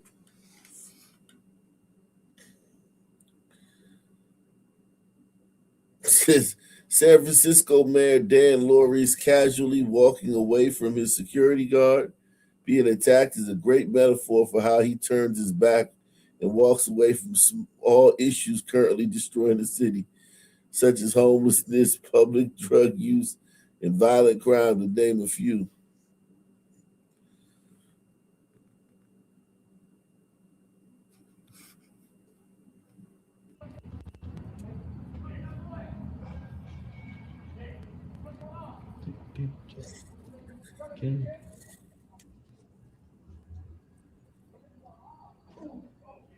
Damn.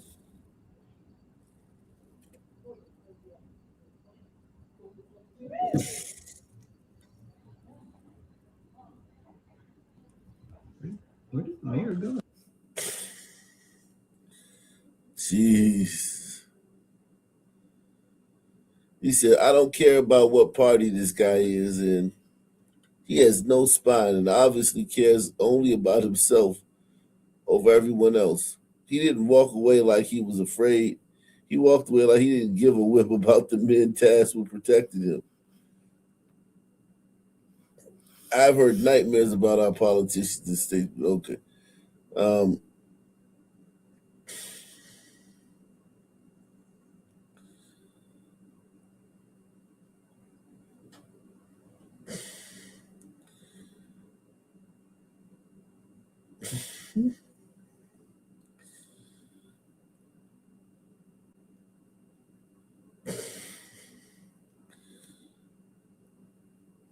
Yeah, this was a bad look for him, man. Okay, so this is the guy.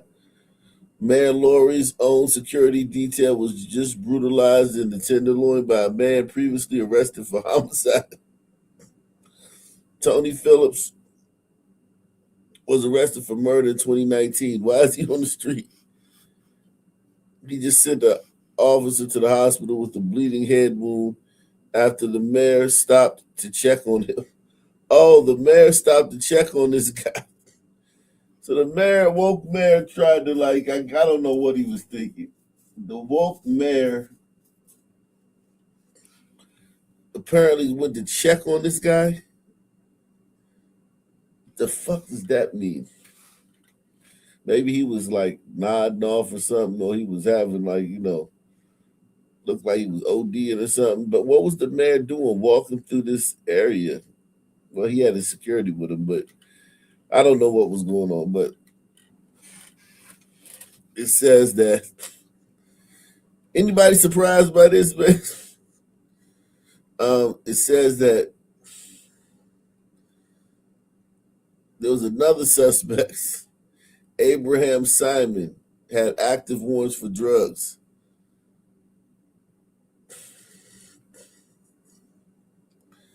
Let me see if we can find the story on this. Okay,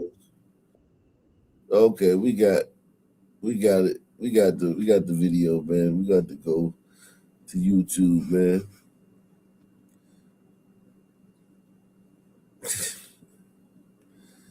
Holy shit.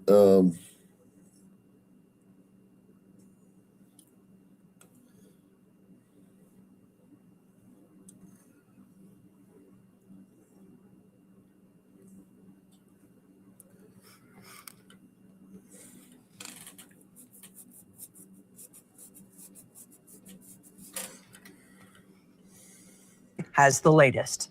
One of San Francisco Mayor Daniel Lurie's security detail officers was bleeding from the head Thursday evening in San Francisco's Tenderloin neighborhood near Cedar and Polk Streets.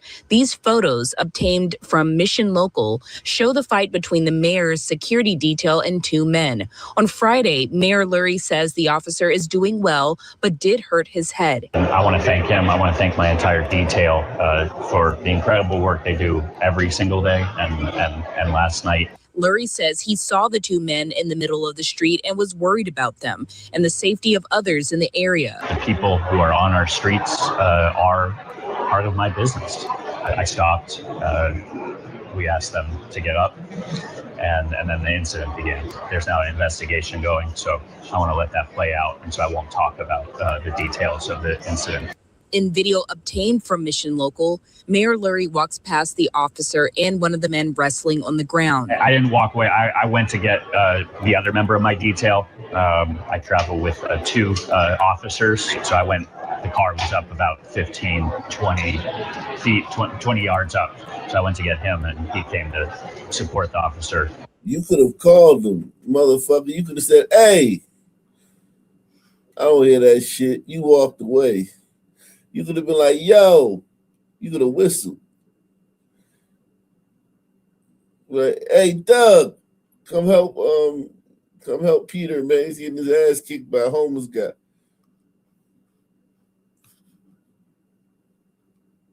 Come on, man. We ain't buying that shit, coward. We not buying that shit.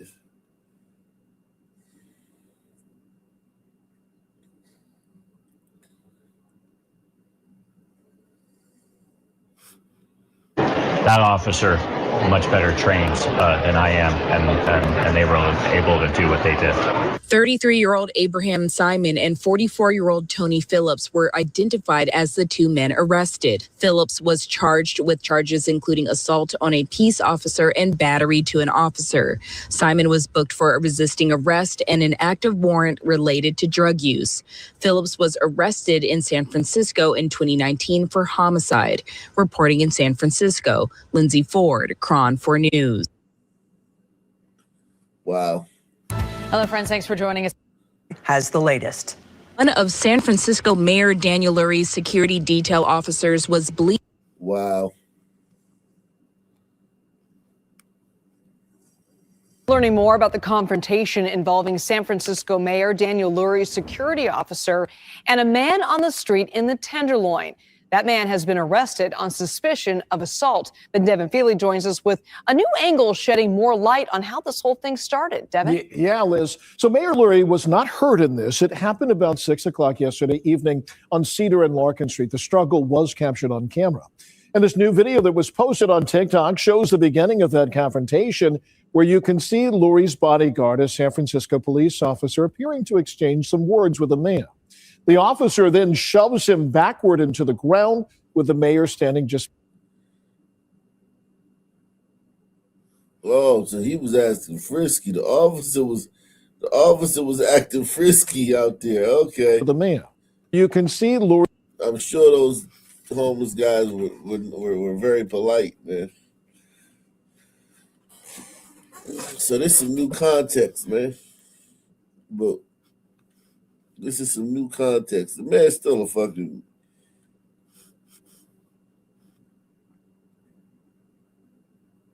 She'd be like, I'm the mayor, man. We got some services for you. Let my security guard go. We're gonna get you some services and get you some food and coat, man. That was posted on TikTok shows the beginning of that confrontation, where you can see Lurie's bodyguard, a San Francisco police officer, appearing to exchange some words with a man. The officer then shoves him backward into the ground, with the mayor standing just feet away.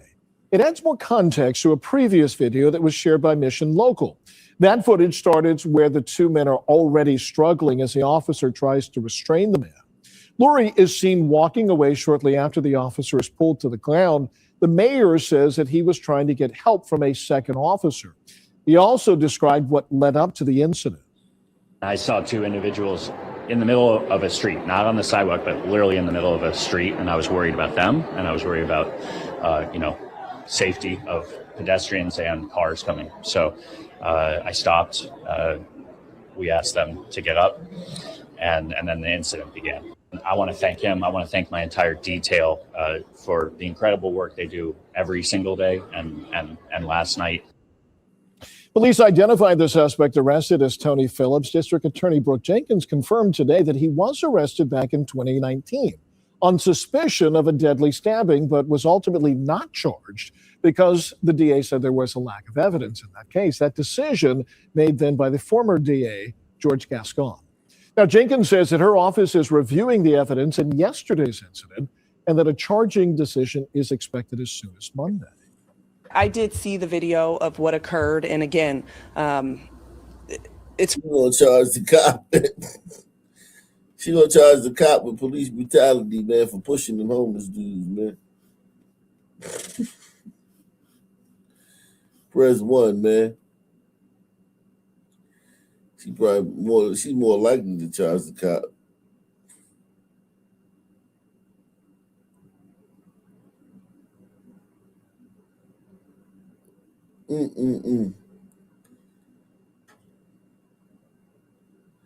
Wow.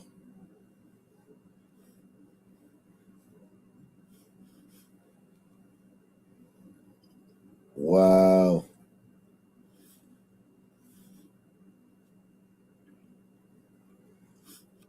frightening. And we want to make sure that we are doing everything to protect not only city officials, but anyone. We have to make sure, again, that there's accountability when people do the things that were done last night. A second suspect was also arrested for this incident. As for the officer in the video, Mayor Lurie says he is doing well, but did have non-life-threatening injuries to his head.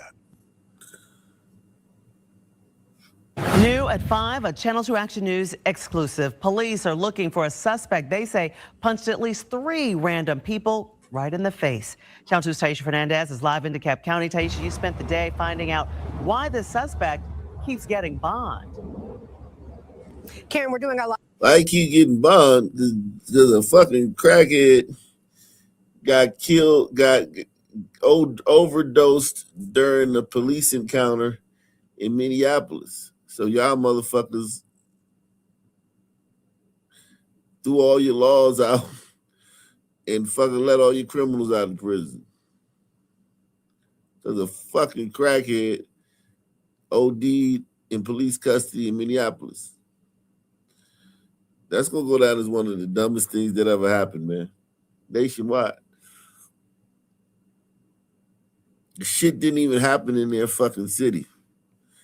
And they threw out all their laws and public safety and just threw public safety, just stopped public safety.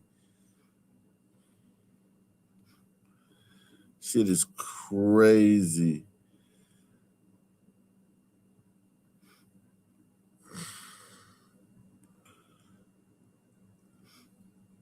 Crazy.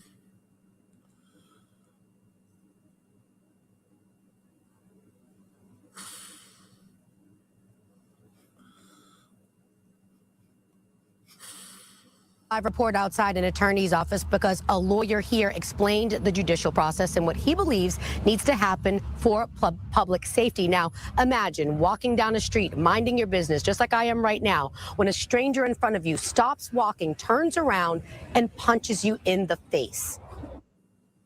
This video shows what happened moments before a suspect punched a random victim in the face downtown Atlanta at the Marriott Marquis. You see 3 women walking in a hallway near some conference rooms. Jamil Davis is walking in front of them. Seconds later... Oh, that was bullshit. They were sleeping. A random victim... They were sleeping. Their situational awareness was fucked up. Their situational awareness was off, man. They didn't read the room, man. The face. This video shows what happened moments before a suspect punched a random victim in the face downtown Atlanta at the Marriott Marquis. You see 3... This is a hotel, so watch them walking They see him. And listen, it's not uncommon to see a sun man that looks like this in Atlanta. So I'll give them that. What the fuck is he doing in the Marriott Marquis? This ain't Motel 6 and shit. This ain't the Comfort Inn. The fuck is this nigga doing in the Marriott Marquis? Women walking in a hallway near some conference rooms. Jamil. Look at her. She the one that got punched. She probably so woke. She probably so woke it's disgusting.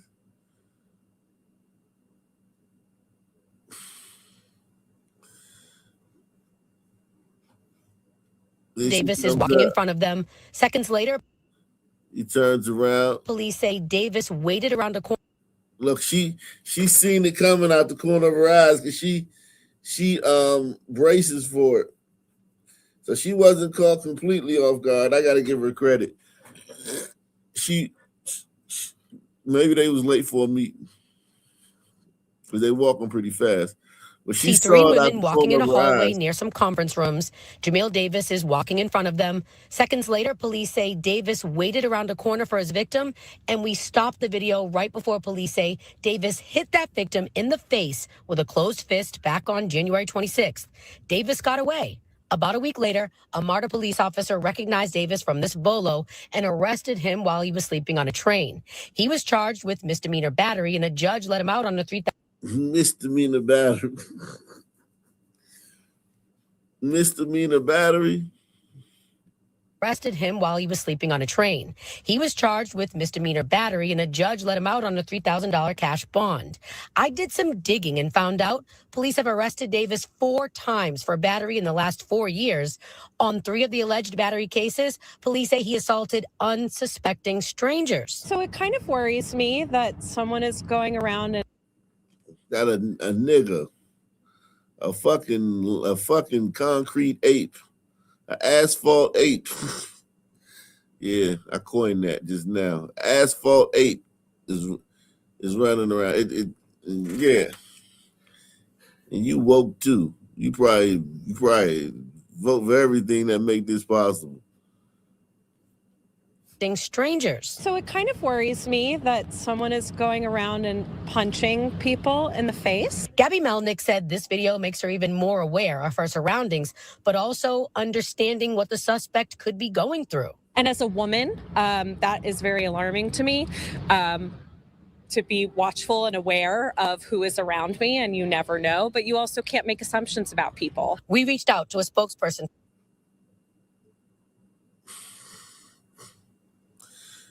Repeal the 19th, man. Press 1. Just repeal the 19th, man. Let's just get this over with. Let's just sign an executive order and repeal the 19th Amendment. Do it so that, our children, our sons, and our grandsons are going to be like, how did you guys continue to let the 19th Amendment stay on the books? Look at the state of our country now. Why didn't you repeal it? History is not going to be kind to us for not repealing the 19th Amendment. Going around and punching people in the face. Gabby Melnick said this video makes her even more aware of her surroundings, but also understanding what the suspect could be going through. And as a woman, that is very alarming to me. To be watchful and aware of who is around me, and you never know, but you also can't make assumptions about people. We reached out to a spokesperson for state court to find out how Davis keeps getting bond. They declined to comment. I believe that bond should have been denied. So we sat down with a criminal defense attorney. Once the judge found out about his background, the judge showed grace and just gave him another bond when the judge could have said, I think you're a risk to the community. I think you're a risk to reoffend. Now, I want to mention the only reason why police are currently looking for Davis right now is because he has new warrants for violating probation for that new charge. Now, all of his charges have been misdemeanors. He had a felony battery charge that was downgraded to a misdemeanor. And today we also spoke to the Fulton County solicitor about the process. We're working on that story right now for Channel 2 Action News at 6. We are live in DeKalb County. Taisha Fernandez, Channel 2 Action News.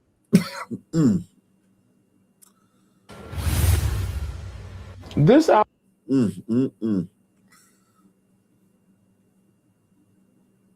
Wow.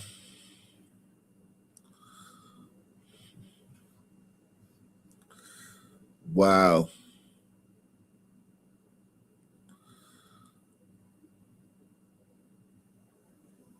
Salute to everybody out there, man.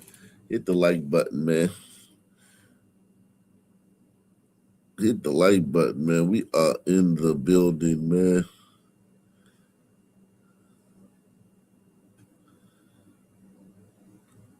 We are in the building.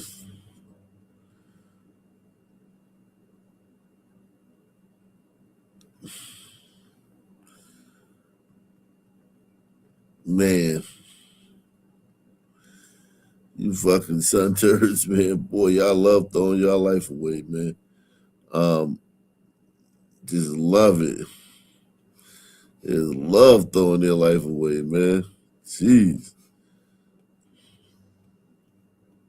Take the challenge, man. Sponsor tonight's programming, man.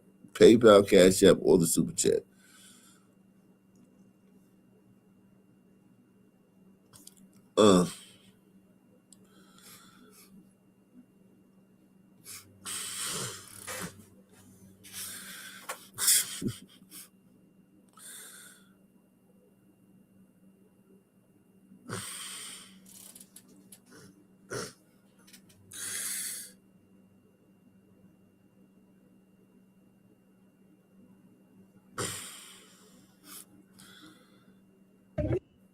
Your cousin here, do what you're doing right now. Yeah, I know. Hold on, nigga. Back up on my sister's face, partner. And not you. Back up on my sister's face, partner. Hey, yo, fuck her putting motherfucking hands on my cousin. You didn't hear putting hands on my Little cousin. little girl, motherfucking 13-year-old little girl, nigga. That's 11. She's fucking 11. She's fucking 11. So he's asking to go to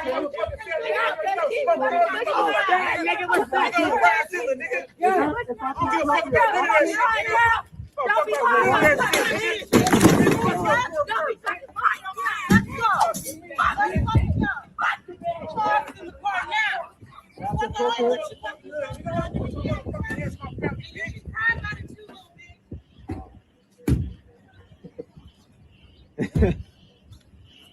That's the appropriate action. If he would have yelled nigger, they would have stopped the car, came over there and kicked his ass. After doing all that, they'd have been sensitive if he'd have called him a nigger. You know, oh no, you called us a nigger? Like, motherfucker, you just destroyed my business. Your cousin here, do what you're doing right now. Yeah, I know. Hold on, nigga. Back up on my sister's face, partner. And not you.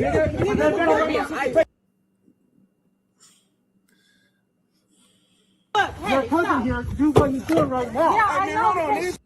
Hold on, let me see. What is the dispute over? I'm trying to find out what the dispute is over. Your cousin here, do what you're doing right now. Yeah, I know. Your cousin here, what? Your cousin here, do what you're doing right now. Yeah, I know. Hold on, nigga. Back up on my sister's face, partner. And not you. While his sister is literally in his face. His sister is in his face. That guy's not doing nothing. That guy's just standing there. The sister's in his face. Your cousin here, do what you're doing right now. Yeah, I know. Hold on, nigga. Back up on my sister's face, partner. And not you. Hey,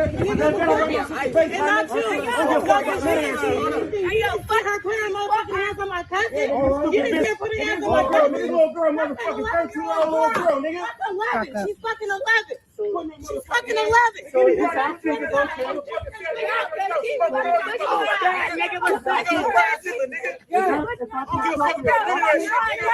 Don't be lying.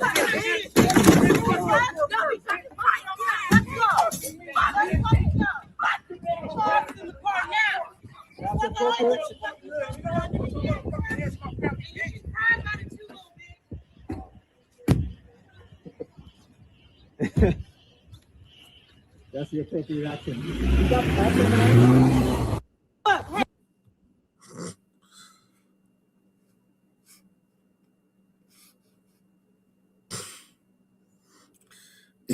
okay to say. It's okay to say. Damn.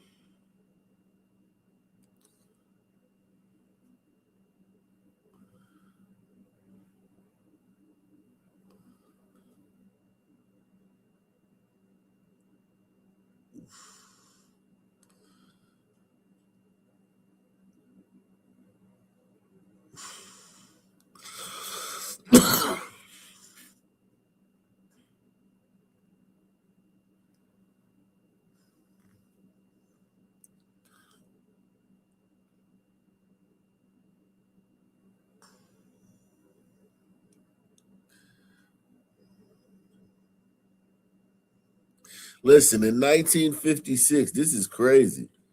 This is bananas. In 1956, Negroes made up 10% of the population and accounted for 30% of the arrests and 60% of the arrests for crimes involving violence or threat of bodily harm, murder, non-negligent manslaughter, rape, robbery, and aggravated assault.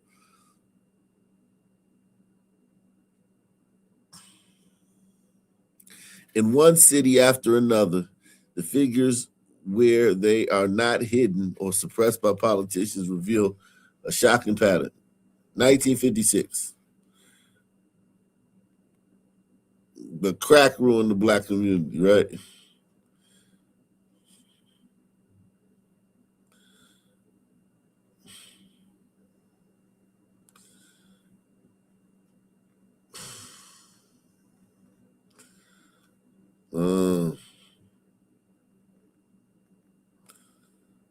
Listen, I miss when neighborhoods were like this. There are neighborhoods like that. You just gotta find them. But they're fewer. They're less and less and less.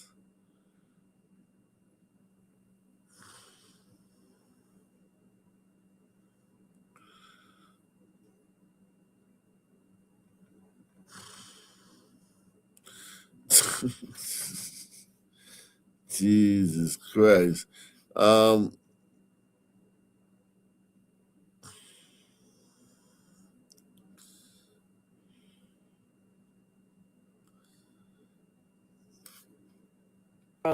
Hey y'all. As you know, I'm the girl that decided to spend her 30th birthday in Dubai. And I'm coming on here very humbly, asking my president to just seize it. Shut the fuck up, bitch. Shut the fuck up, bitch. Fuck is wrong with you, stupid ass bitch? Why'd you ask some stupid shit like that?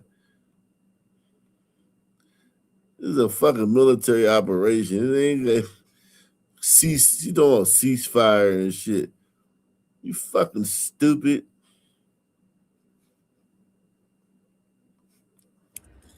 I'm coming on here very humbly, asking my president to just seize it. I'm an American taxpaying citizen. And I've now been stuck over here. Yeah, but you're not in custody of nobody. You free. You're not even a hostage. If you was a hostage, we might try to get you out, but you're not even a hostage. You just being inconvenienced, bitch. She thinks she can tell the president to stop a war because she's being inconvenienced.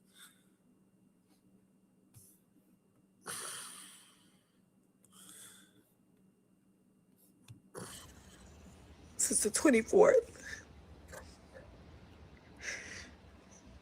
I've been blessed to be able to buy 3 different flights from 3 different airlines, and they've all been canceled.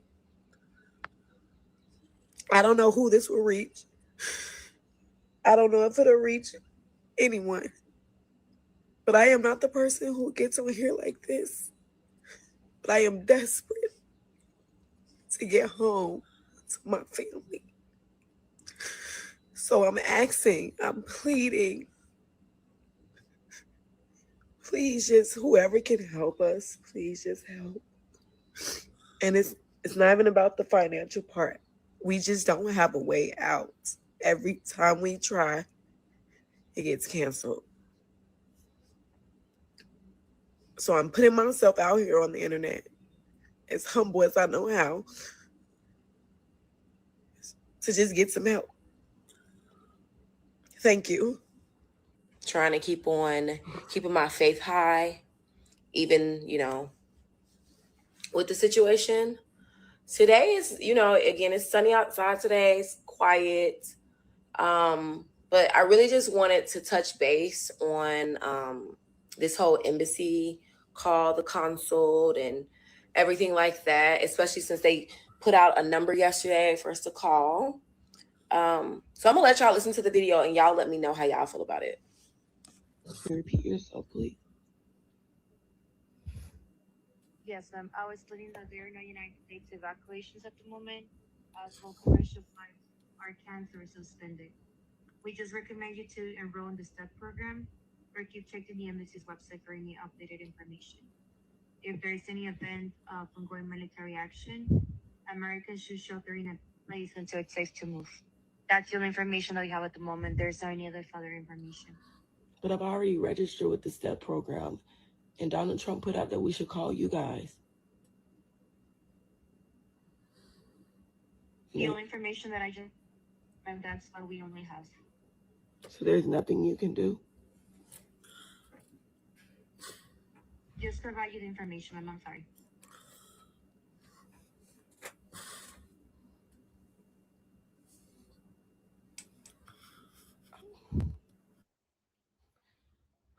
Thank you for calling any emergency line. Bye-bye.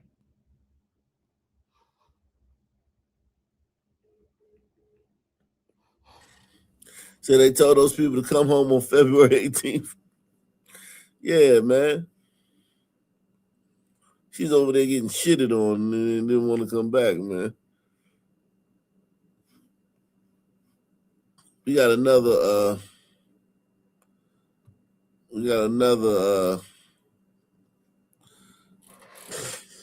George Floyd wannabe.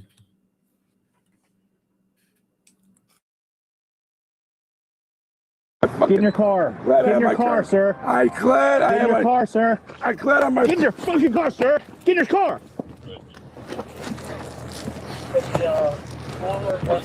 Mm-hmm. 46. Start me a medic. Whitehead Court and Security Boulevard. I got a suspect down. Head injury. 10-18 for medics. Damn, he bust his shit over. I'll help you out.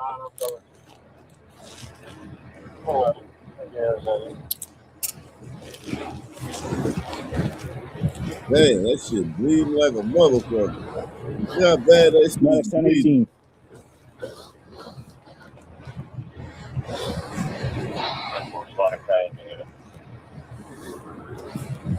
Oh yeah.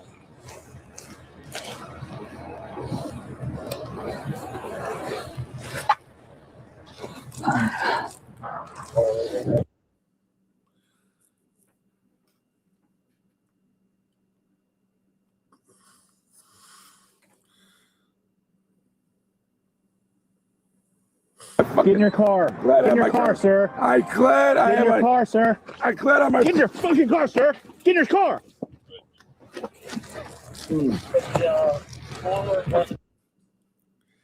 Cop didn't have no choice, man.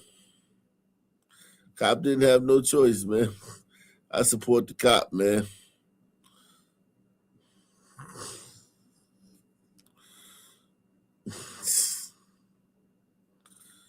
He fucked around and he found out.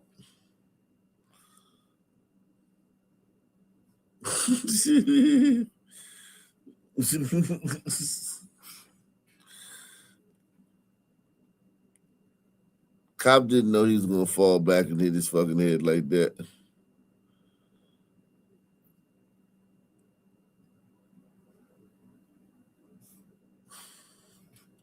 There was no way for the cop to know that he was going to fucking fall down and crack his fucking skull open. There's intent. There was no intent there. It was just intent to like clear the way for Kim to get out of the club. Or no, this is another story. Clear the way to just to see what this son, man. Maybe they were called to the scene, and he that motherfucker had a mental health situation. I don't know. Shout out to my man, Douglas Chunks in the building. Douglas Chunks in the building, man. Coming through, man. Shout out to Douglas Chunks, man. Douglas Chunks.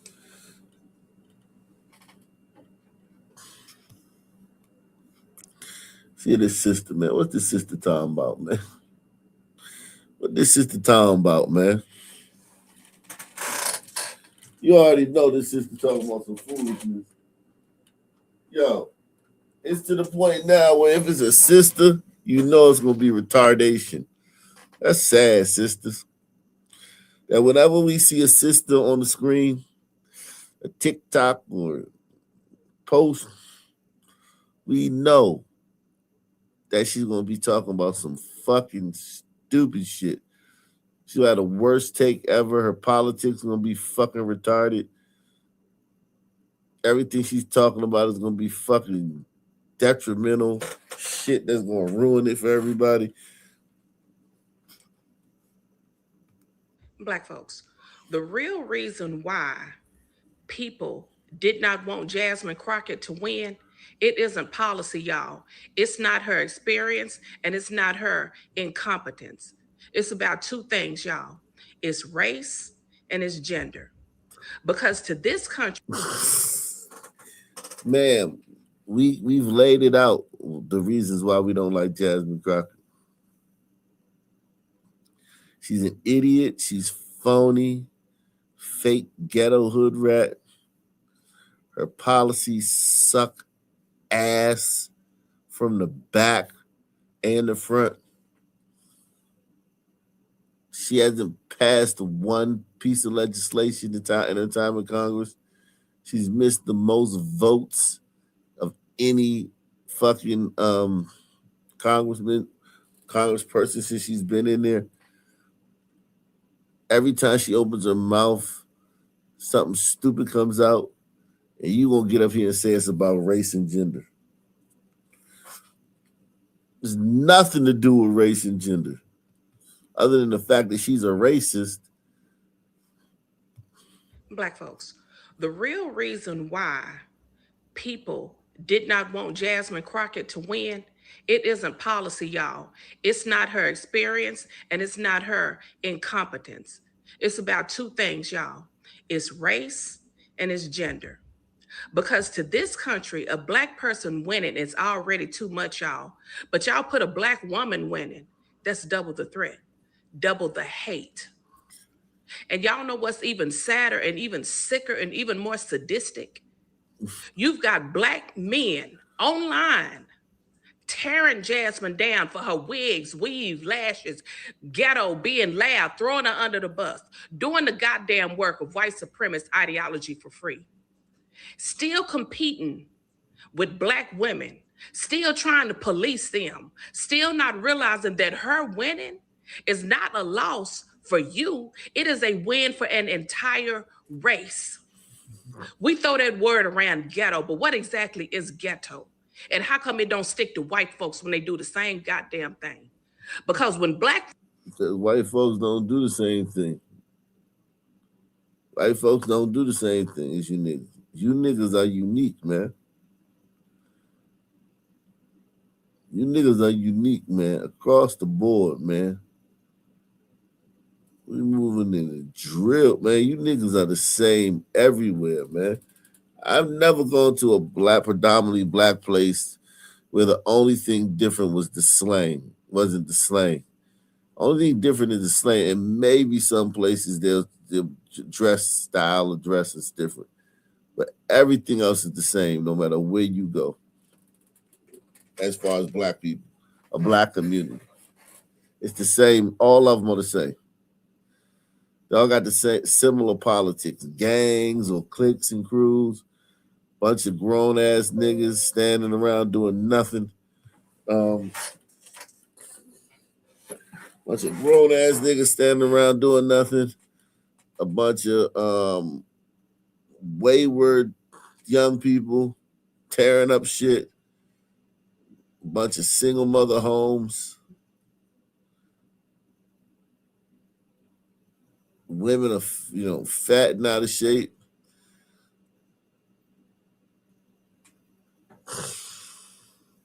Folks talk loud, dress bold, wear wigs, weave lashes. It's called unprofessional, too hood.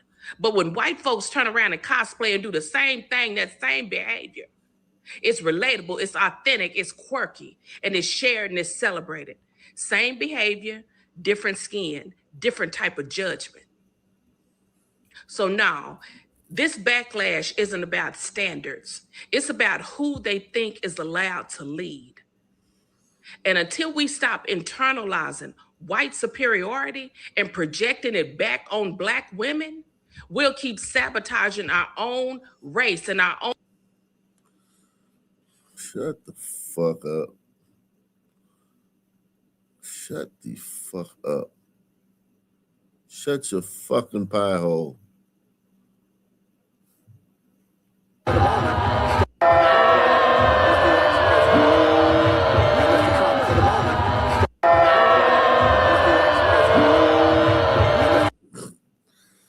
Shut your fucking pie hole, man.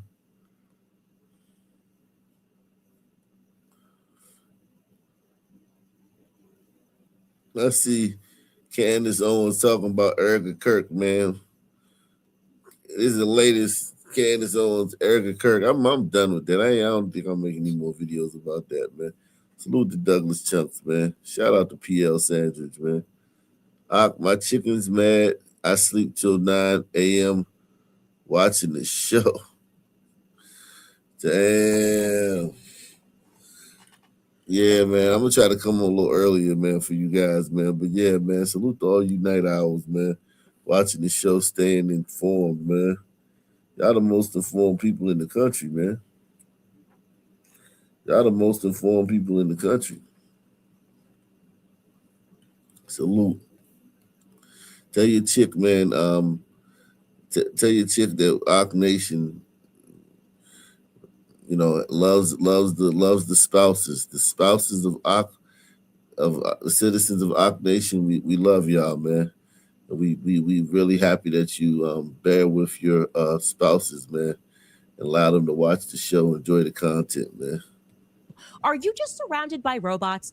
Are you a hybrid, Erica? Answer yes or no. Like, I don't understand why they don't understand why none of this is normal. Why are we having to explain to Turning Point USA why all this is off? And why does it feel like she intentionally just edits a little bit after feedback? Like they're just downloading an algorithm, Like people are, say, you shouldn't be wearing sparkly pants. So then she's like, okay, download the new algorithm says wear black. And then she's wearing black. And then they're like, I don't think her tears are real. So someone's like, do not use tissue, drop tear on cheek. And then she does it and she lets the tears flow. There's just like little updates that are being made each time because I don't know, there's just no sense of common humanity there, a common understanding of how humans should be behaving. And they're like trying to teach a hybrid what to do. So they're like, oh, okay, got caught. Remember when you were cheering about the hat sales, the merch. So this time mention how much you love your kids. Thank you for watching, my kids. I look forward to learning your names. Jesus Christ.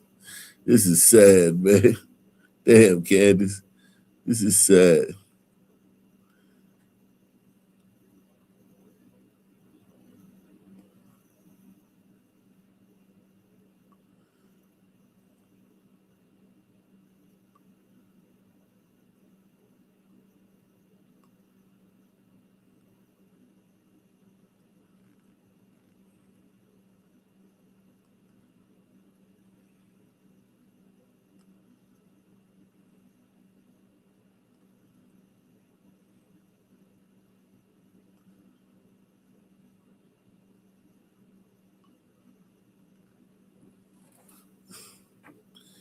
Um,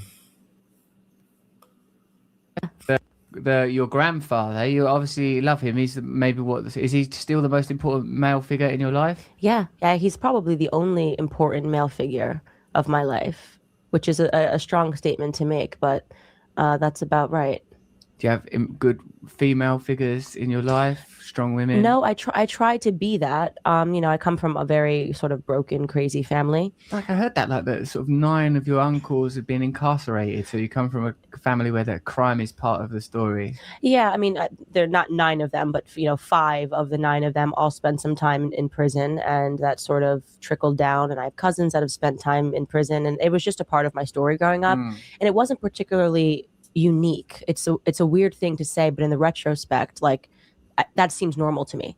Like, we're going to go see your uncle in prison. Okay, sure, that's what you do. I think that's normal for a lot of people. Right. But from other people, it's not extraordinary. Yeah, which really lets you know that you can create different simulations in different pockets of society, and until you travel outside of it to have a different experience, you think it's just the norm. When did that happen for you? When did your life transition from what was, your early determining context to, what was the thing that should change first for you, Candice? Well, I think I was always sort of an alien child. Like my mother says all the time, when I was a kid, they were just weirded out by me. Like I never cried. They always thought I could like understand them as a baby in the crib, which is really bizarre. But the earliest thing that I remember was my first play date, which was in kindergarten class. I was 5 years old, and there was a girl named Lindsay DeLeo. She was this blonde girl with blue eyes, and we became fast friends. I think we had reading class together, and her mother invited me over for a play date. And I went to her house, and I was just shocked that people lived in the way that she lived. She lived in the suburbs. She had a massive house. She had this Victorian concept room. She had a nanny. She had a playroom. And I just remember being shocked that this was even a part of life, because prior to, obviously, I existed within the realm of my family. I lived in a really small apartment. Me and my 2 sisters shared a room in a low-income housing building, and it blew my mind. So I think when I was a really small kid, I was already considering, like, how is this, asking the question at least, which is important in order to get the answer. Candace Owens, man, what a nut job, man. That was like 8 years ago she gave that interview. What a nut job. That also this week, war. Did you hear about that thing? We bombed Iran, and it's going on. Now, have you expected me to say I hate it? I don't. Sorry. When he puts boots on the ground, yeah, then I'll hate it. Now, I know too many happy Iranian Americans. Sorry. And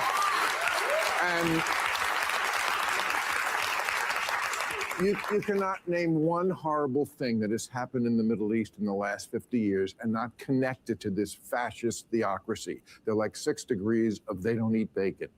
And it's popular. I mean, Iranians all over the world are doing the Trump dance. Have you seen that? The whole world is jerking off 2 guys at once now. It's amazing, yeah.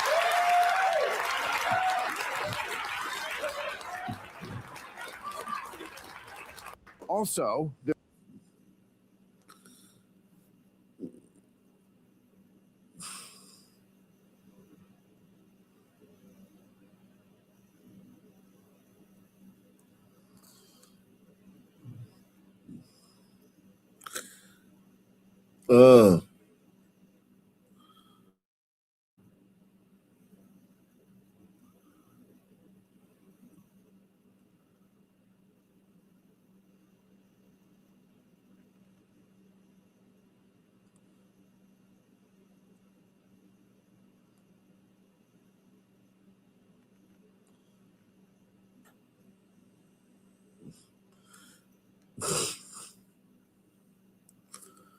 like directing things to be done.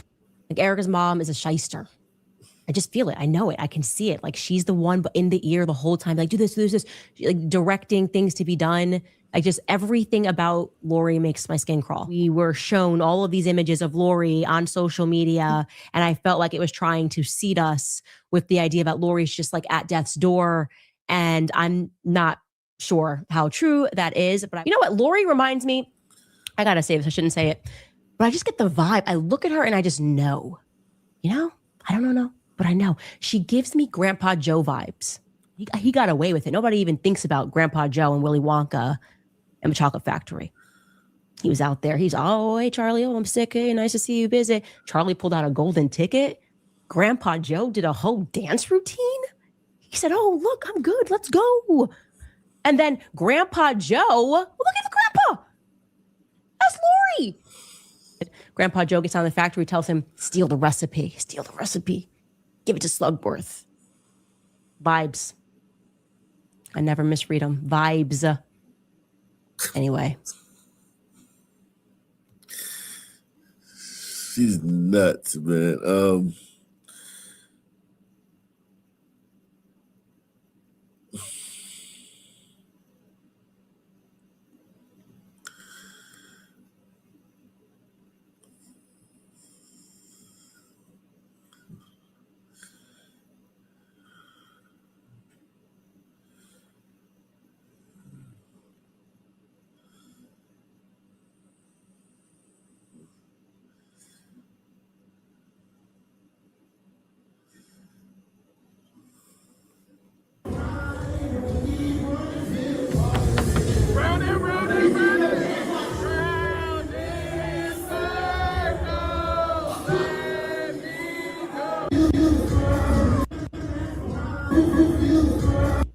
The fuck?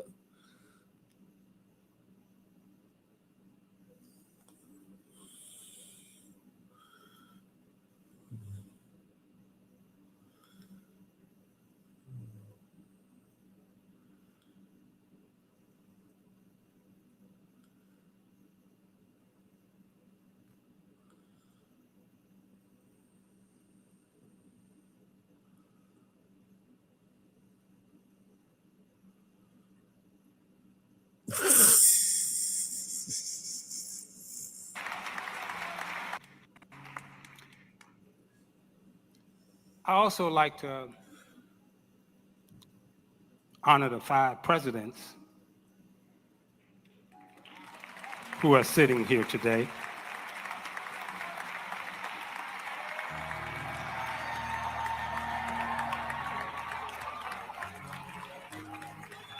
Yeah, Isaiah Thomas. President Harris, President Clinton, President Bill Clinton, First Lady Jill Biden, President Biden, and Chicago's own South Side, President Barack Obama. Damn, Isaiah Thomas, you a libtard? You a fucking libtard? That sucks, man. So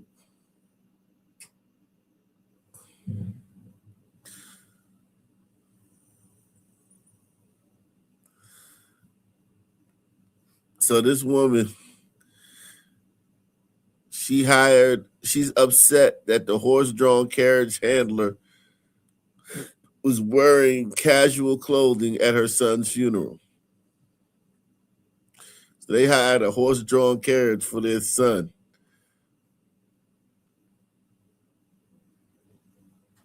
This woman, she doesn't think this woman is dressed properly. The mom doesn't. How dare you come on and have her dressed like this for burying my fucking son? You lost your fucking mind. You're looking at me like, fuck me. Then she threw something that she threw shit back at her. She threw a cup at her. He hit her right upside down. Yo, he hit her right upside the head.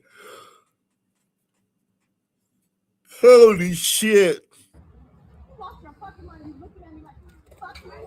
No, it's fuck you. No, what the fuck? Hell no. He got that whip. Start whipping niggas, man. Just turn around and start whipping niggas, man. That would be funny. If one of them motherfuckers tried to mount that fucking chariot and he just whipped their ass. Swap. Pow. That shit would have been hilarious, man. Start whipping niggas, man. Fuck that shit, man. Give them niggas a good, take them niggas to the woodshed, man.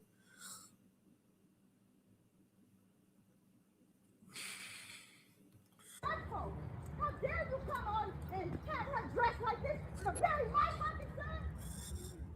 You lost your fucking mind. You looking at me like, fuck me. No, it's fuck you. No, what the fuck? Hell no. No, I'm on.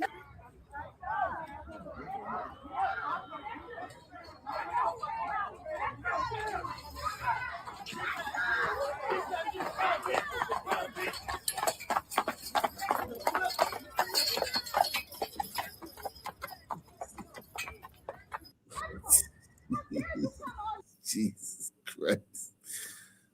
You niggas are insufferable, man.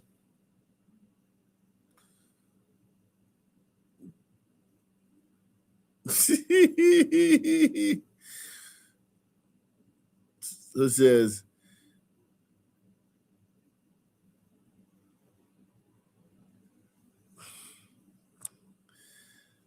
that's the nigga, her motherfucking son who you gotta dress as, you not gonna come here not dressed to the nines for my motherfucking son.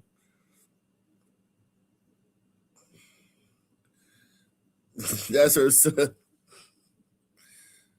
Some goddamn YN and shit. Some little YN that probably got smoked by the ops.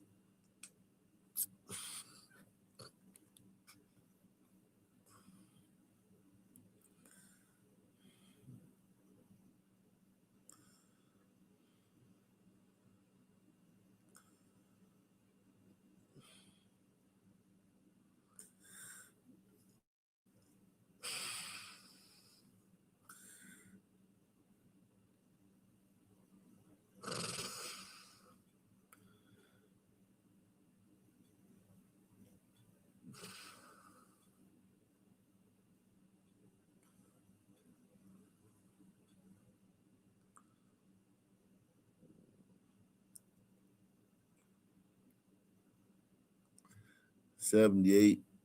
Picture Bright taking $78.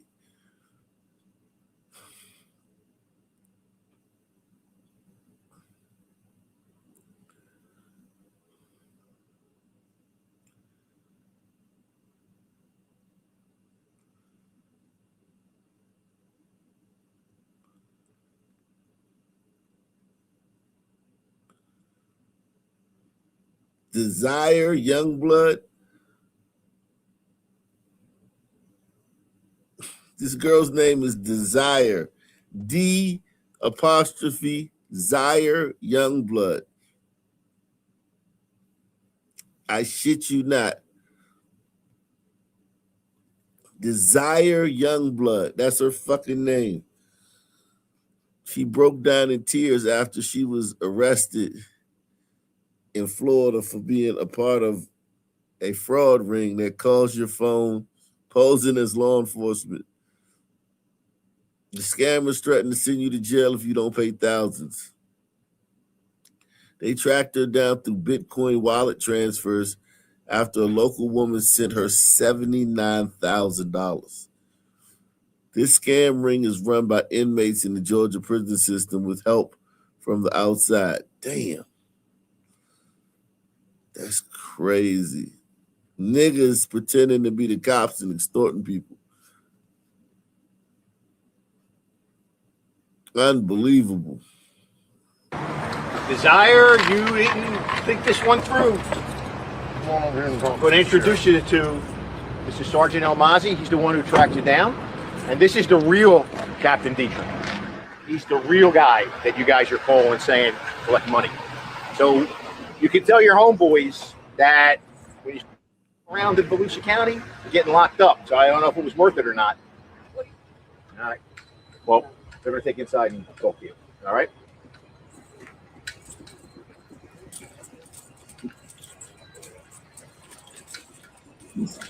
One up.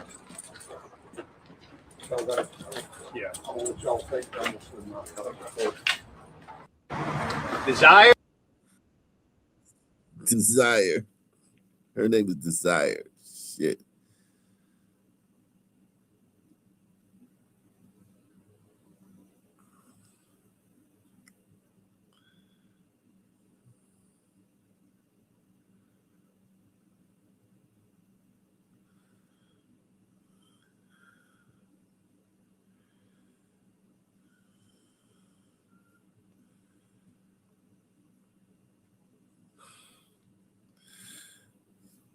So it says, rapper Bree Stacks fought a Houston thief after he robbed her of her belongings. She chased after the crook, took back her stuff, and said, "How a man beat me and I still look pretty."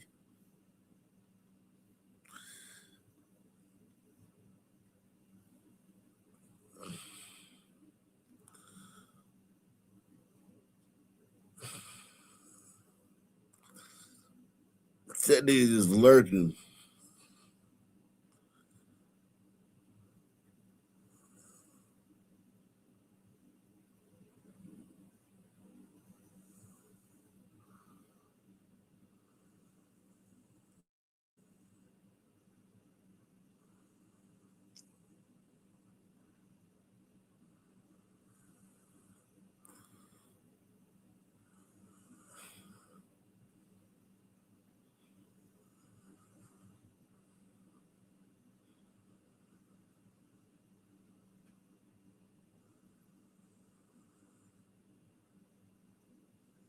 Damn. She desired to have her stuff back.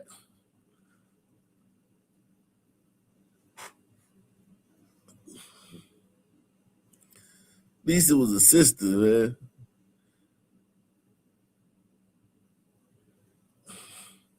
Them niggas just be proud. That nigga just standing there just robbing people. It's crazy.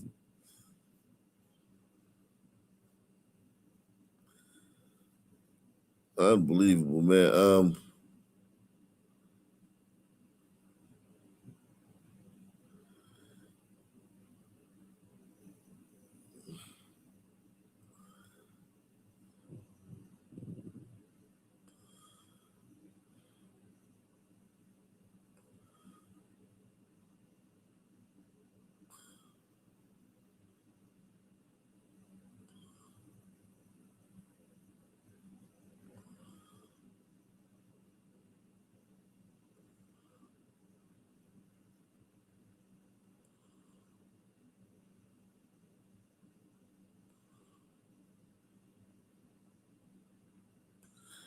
Man.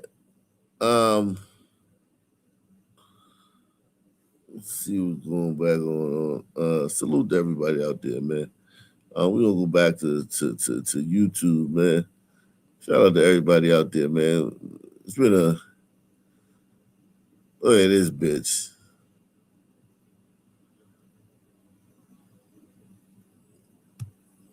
She was her city's first female mayor. Now she's been found guilty of having sex with a minor, her own children. Yo, I ain't gonna lie, man. Y'all white women, y'all lead the nation in this shit. Nobody does this more than white women. If you know, you know. And they be some nice looking white women, but nobody does this more than white women. White teachers, counselors, white women love fucking young boys. That shit is the damnedest thing. It's like a thing, man. She was her city's first female mayor. Now she's been found guilty of having sex with a minor, her own children telling authorities they saw their mom being inappropriate with a 16-year-old at a pool party. Here's Ann Mercogliano. She's the glamorous mayor just convicted of having sex with her son's 16-year-old best friend at an alcohol-fueled pool party. Mayor Misty Roberts was accused of plying teens with alcohol. She got her back blown out, man. While wearing only a bikini. KPLC TV reporter Devin Cruz covered Came out to a teen party with a bikini on. Oh, she was trying to get Your son having a party and you come out there with a fucking bikini on. You try and get tapped, man. She was trying to get smashed. Every day of the sensational trial. The mayor was seen in a bikini, giving alcohol to minors. She was seen in a bikini, and several witnesses testified that Miss Roberts or Misty Roberts had gotten the alcohol for the kid. This is the thing. A woman can hold her head up. A guy that did that shit, if a guy did this shit, even if the girls were whores, even if the girl was a fucking whore, an unrepentant whore, if a guy did this shit, it would be a whole different tenor and tone to the news story and to his sentence.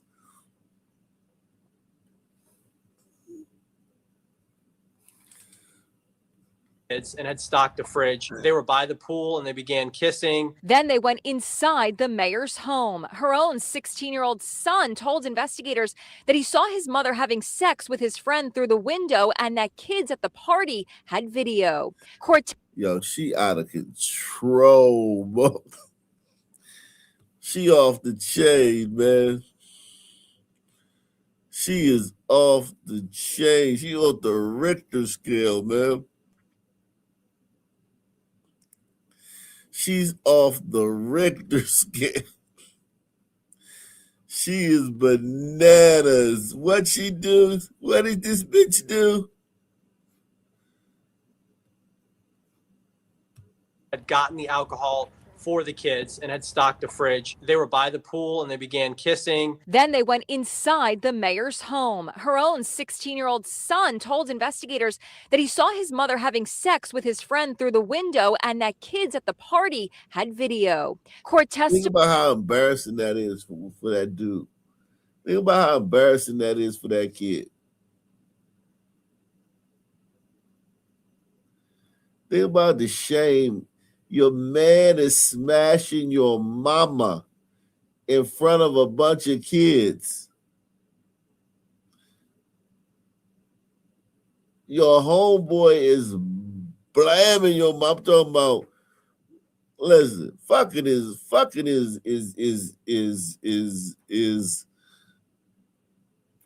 fucking. A lot of noise, a lot of intensity. You know, he's just sitting there fucking banging your mother, and then kids is just watching. And you gotta go to school with these kids. This whore is sick. This is a sick mentally woman. She is sick. I'm not trying to give her a pass.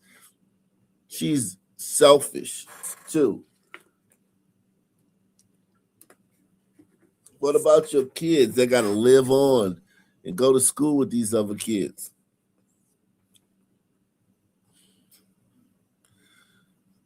Testimony revealed the mayor's younger daughter was crying at the party and asking people to go and make the victim and the defendant stop. The next Yo, what?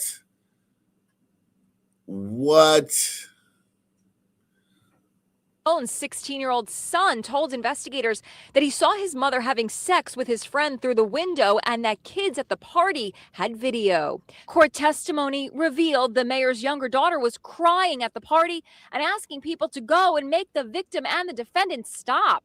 The next day, the victim's mom learned about the sexual encounter and feared a possible pregnancy, texting the mayor, "Out of respect for both our families, can you assure me that you can't be pregnant?" "Yes," responded the mayor, stating that Yo, she let the nigga crack raw diggity. She let the nigga, so the nigga sitting there cracking her raw diggity. The whole fucking party of youngsters is looking through the window, seeing this shit. The daughter is like, please make him stop. Somebody make him stop. What the fuck? And he was cracking her. Yo, this shit is insane, man. This is bonkers, man.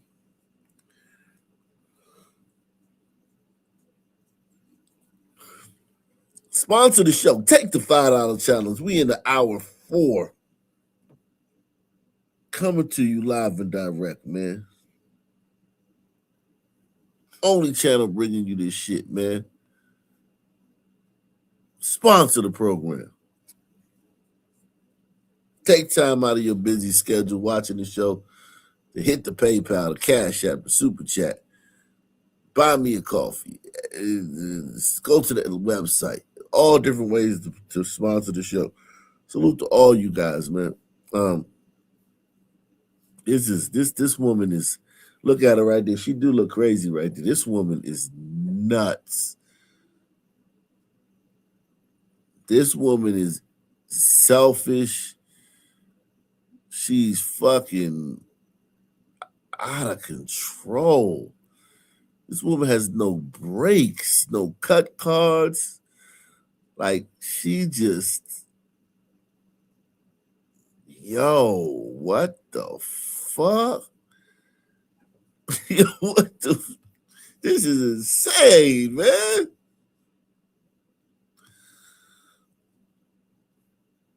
Learned about the sexual encounter and feared a possible pregnancy, texting the mayor. Out of respect for both our families, can you assure me that you can't be pregnant? Yes, responded the mayor, stating that she was on birth control. There was also testimony from a DoorDash delivery driver who said that he received an order from the mayor for the morning after abortion pill to be delivered to her doorstep after the party. Jurors began to deliberate last night, and it took them less than an hour to deliver the verdict. The unanimous verdict, guilty of carnal knowledge of a juvenile and indecent behavior with a juvenile. Rape. What about rape? What about statutory rape? See, this is bullshit. What about, what the fuck, carnal knowledge of a juvenile? Well, statutory rape, man. She raped him. She plied him with alcohol, and then she fucked him raw. Little nigga skeeted up in her too, like, he shot up the club. But it's still rape because of the age difference and power dynamics. She's the mayor. She's the mayor of the city. Behavior with a juvenile. She did become very emotional, and she began crying. Before the mayor's arrest, she had promised to always lead the city of DeRidder with her heart. I might not look like or feel like or speak like every other mayor in America, but I am a mayor that will always be who I am, and I will lead the city with my heart. You ain't lying. You don't give a fuck. You always gonna be you. You gonna do you. You gonna do you. I wonder if it was a black guy. There's a lot of blacks in this city, man. There's a lot of blacks in this city, man.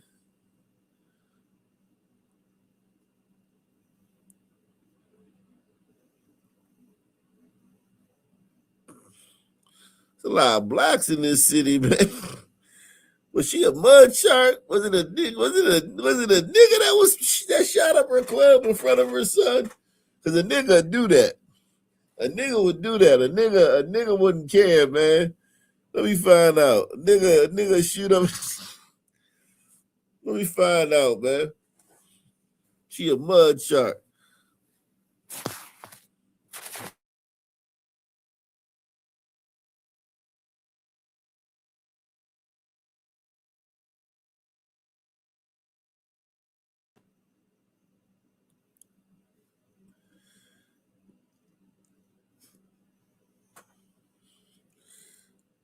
Man, that was his black friend.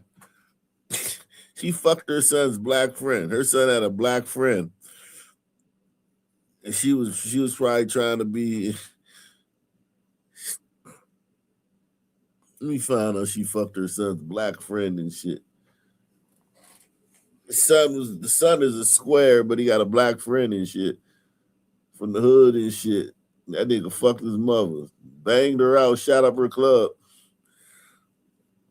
Unanimous verdict, guilty of carnal knowledge of a juvenile and indecent behavior with a juvenile. She did become very emotional, and she began crying. Before the mayor's arrest, she had promised to always lead the city of DeRidder with her heart. I might not look like or feel like or speak like every other mayor in America, but I am a mayor that will always be who I am, and I will lead the city with my heart. The mayor resigned from office just days before her arrest. Misty Roberts' lawyer says she's very disappointed with the verdict. Her sentencing is scheduled for April 17th. You disappointed with the verdict? What?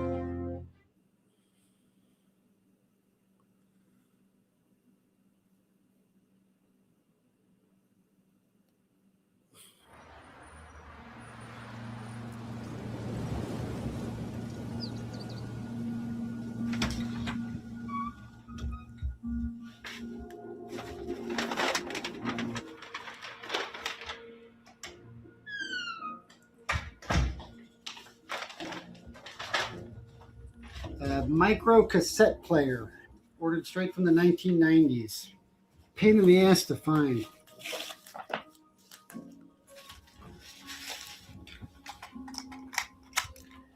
This is a recording. A juror declares she didn't convict Pam Smart because she was guilty or evidence in trial, but on media. This is so old, I've been cautious not to play it. I've only played it once, and this is the first time I'm going to play it for anybody else. I don't give a fuck who Pam Smith is. Fuck Pam Smith. I don't give a fuck. Let's see what else is going on.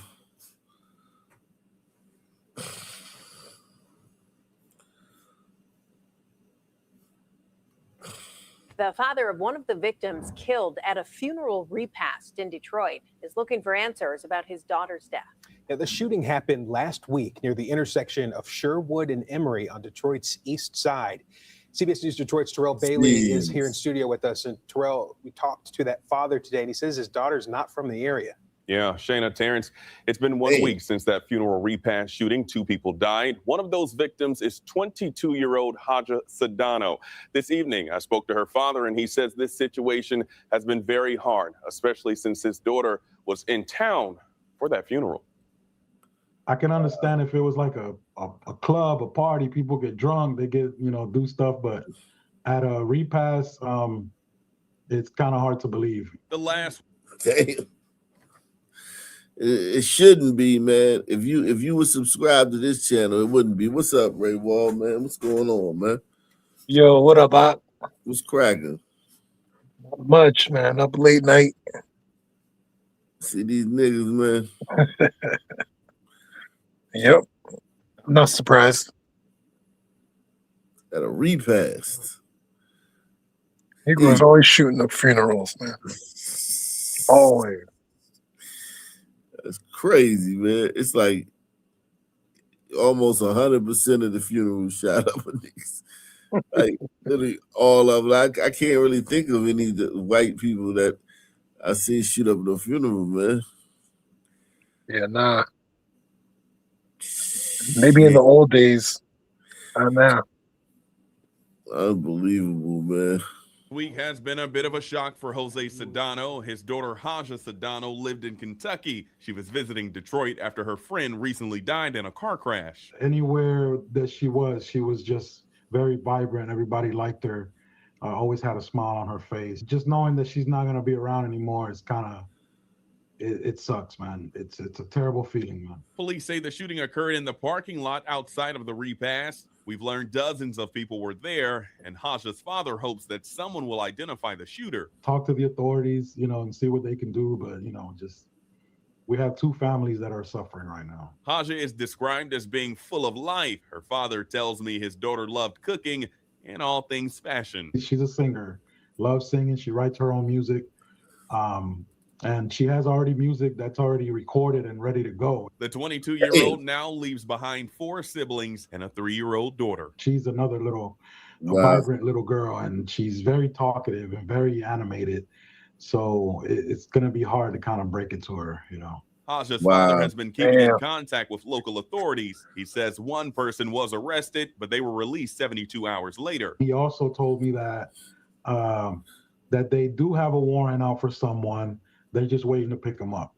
While Jose isn't familiar with the city of Detroit, he's hoping his daughter's killing will spark change. The sheriff or you guys as captain, your mayor, it's gonna take some real effort to kind of minimize all the. No, well, you can get this shit under control tomorrow. You stop playing around with these niggas. Tomorrow. Yeah. Yep. Niggas only respect fear, man. Might. Yep, force. That's it. And we wired like that, so it's like you can't really like change it. You can't. Nope. You know what I'm saying? Like that shit is just we are primal, man. You know what I'm saying? We operate by the law of the fucking jungle and shit, man. Yeah, anything less than that, we're gonna try to see how far we can get away with it. Exactly. How much we can push. It's not just young people, but the community in whole. What a sad story there. Well, Haja will be laid to rest this weekend. Her father says he's looking to turn this bad situation into something positive. He's considering coming to Detroit and working with community activists to curb gun violence. Of course, we'll continue to follow this story, but for now, in studio, Terrell Bailey, CBS News, Detroit.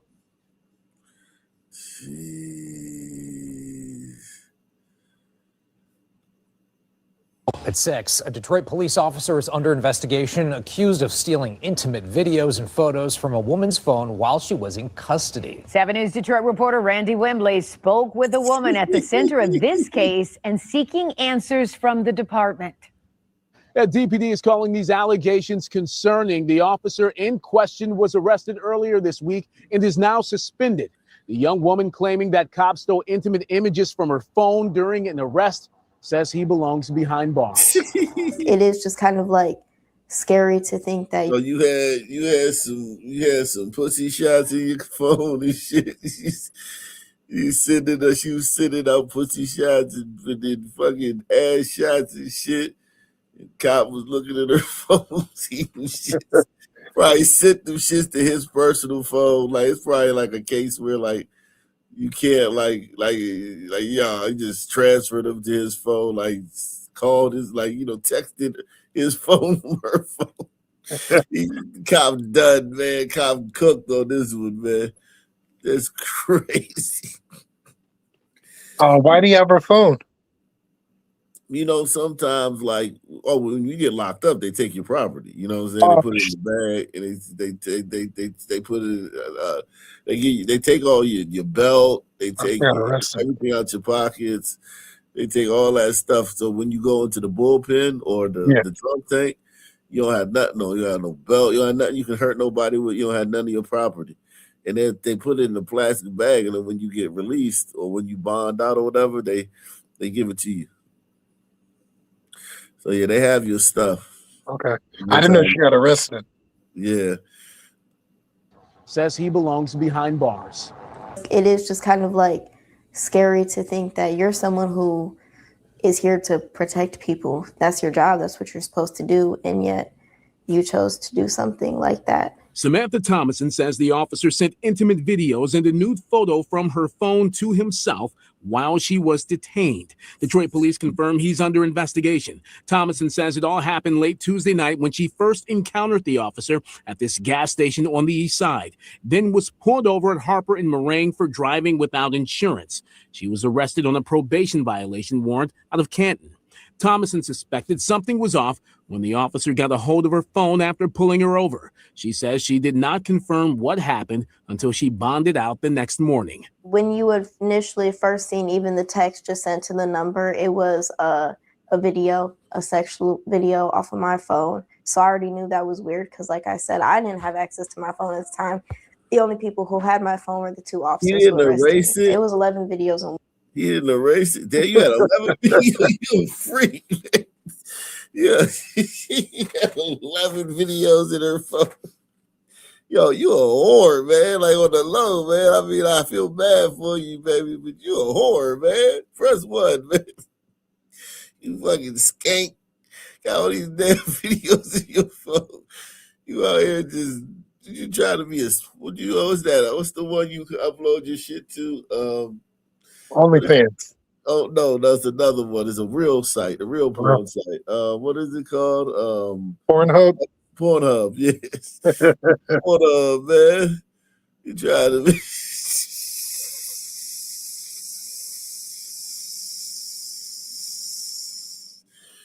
Holy shit. And yeah, that cop was thirsty. He didn't even delete it. He was like, F it, I got it.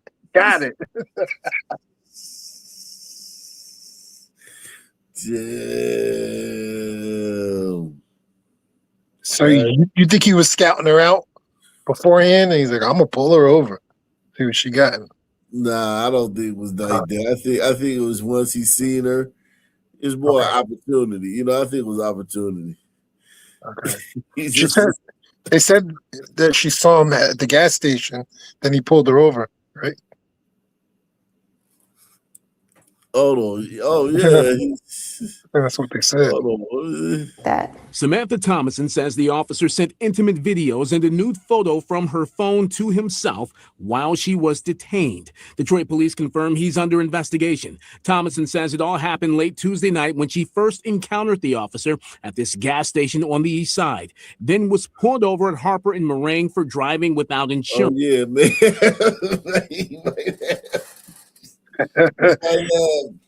I ran her plates. He's like, oh, she ain't got no insurance. I'm gonna get her. Wow. Lock.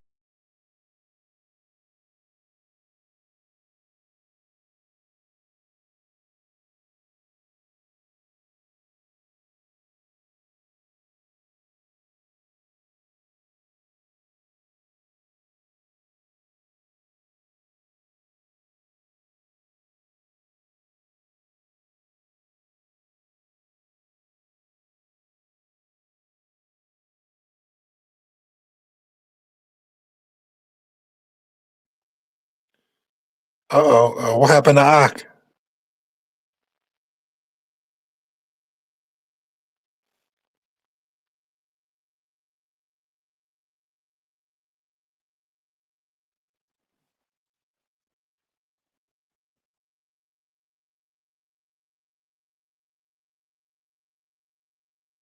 Ak probably had to restart.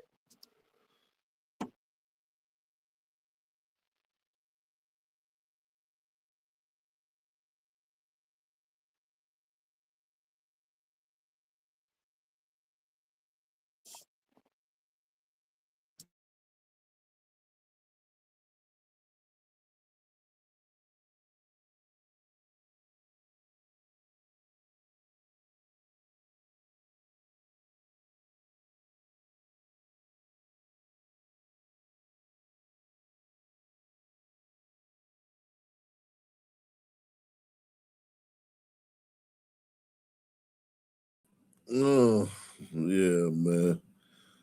I don't know what just happened, man. But yeah, man. Let's get back to this.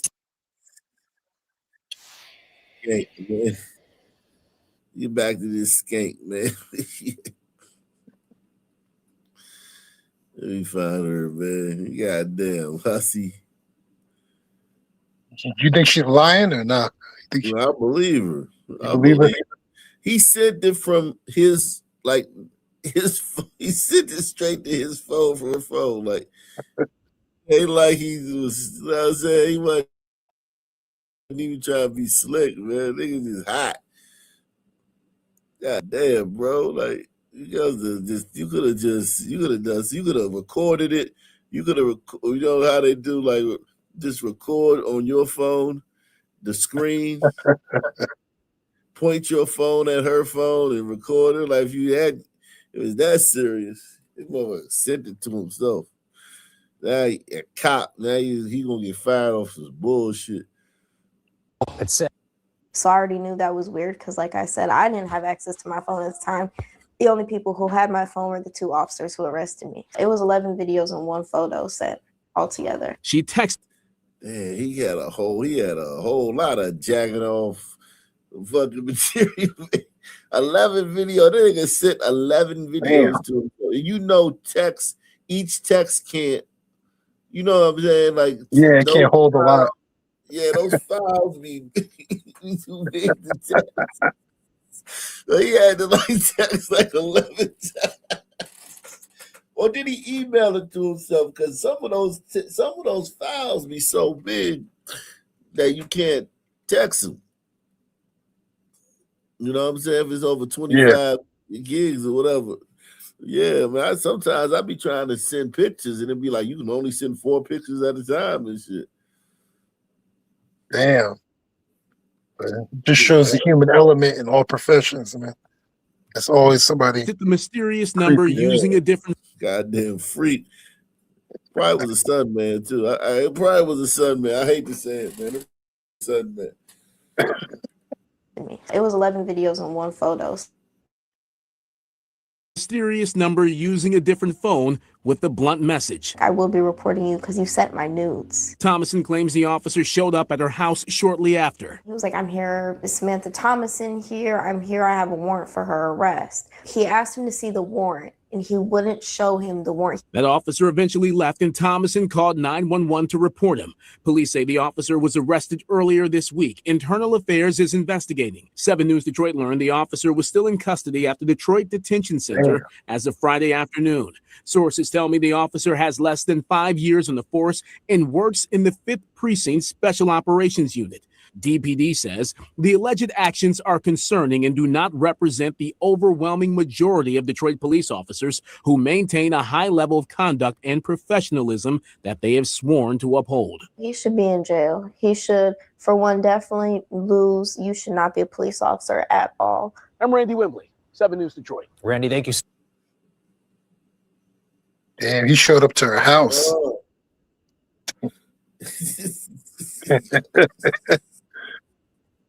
Damn. Crazy. Oh, I got a warrant. Fuck. Yeah, I guess if it was fake, he wouldn't be under investigation. 2 men are in jail. Yeah. So, yeah. That shit real, Jack. Damn. Crazy, man. Right now in Lincoln County, they are accused of a wild crime spree spanning 2 states. The climax of the crime coming with the chase into the St. Louis metro. Police say the duo drove a stolen car from Peoria to Winfield, about 50 miles northwest of St. Louis. First Alert 4's Russell Kinsall has that story only on 4. Cops converge on a St. Peter's gas station early Sunday morning to put an end to a crime spree. 18-year-old Connor Maquette and 20-year-old Corrale Jackson are accused of traveling to Winfield to engage in sex with minors. They're targeting children. That's insane. God damn. That white boy is gone, man. Look at his eyes, man. Yeah, he was wild. He done for, man. He gonna do some time, man. Oh, they going in for this? Oh, Lord. They're going in with they call these weird charges, man. They going in with some weird charges. Hey, bro, let me see your paperwork, man. Oh, man. Y'all going in with some weird-ass charges. Y'all gonna get... It's gonna eventually be all right, but it's gonna be rough at first, man. Oh, for real? That's how it is in there? Those type of charges? Yeah. Like messing with young people. The criminals are all pieces of shit, but they get to be judgmental on you. You know what I mean? Because it's like a hierarchy. You know what I mean? They get to They get to be judgmental.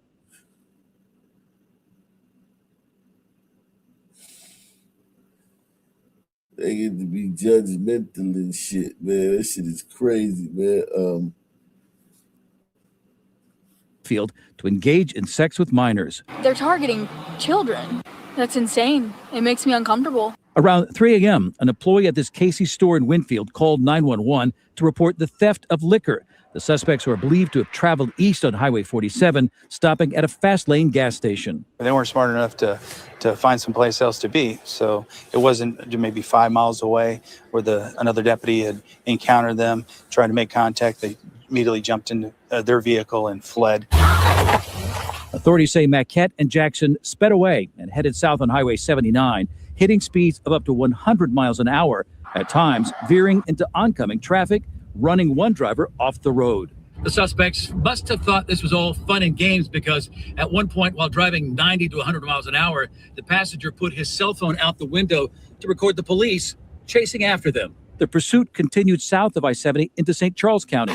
Officers used spike strips on the stolen vehicle several times, but the car kept going until the suspects finally surrendered in St. Peters. If they thought Lincoln County was easy pickings, they found out wrong. The suspects were arrested, but it turns out there was a four-legged passenger in the car during the entire chase, a dog owned by one of the juvenile girls.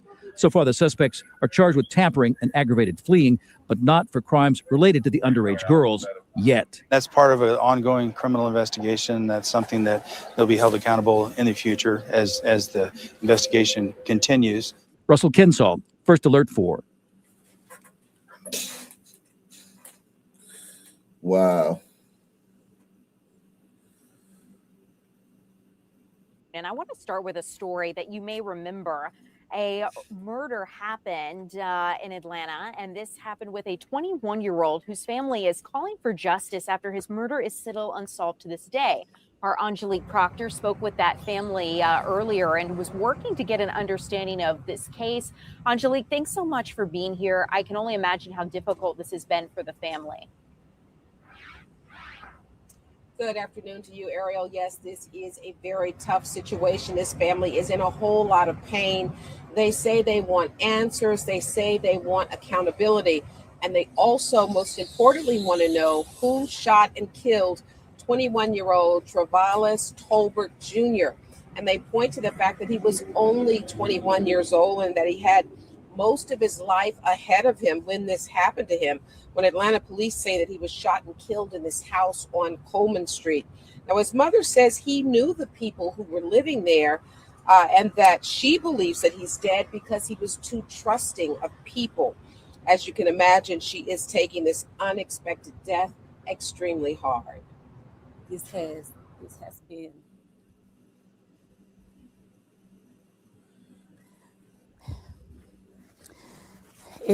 it's been really hard.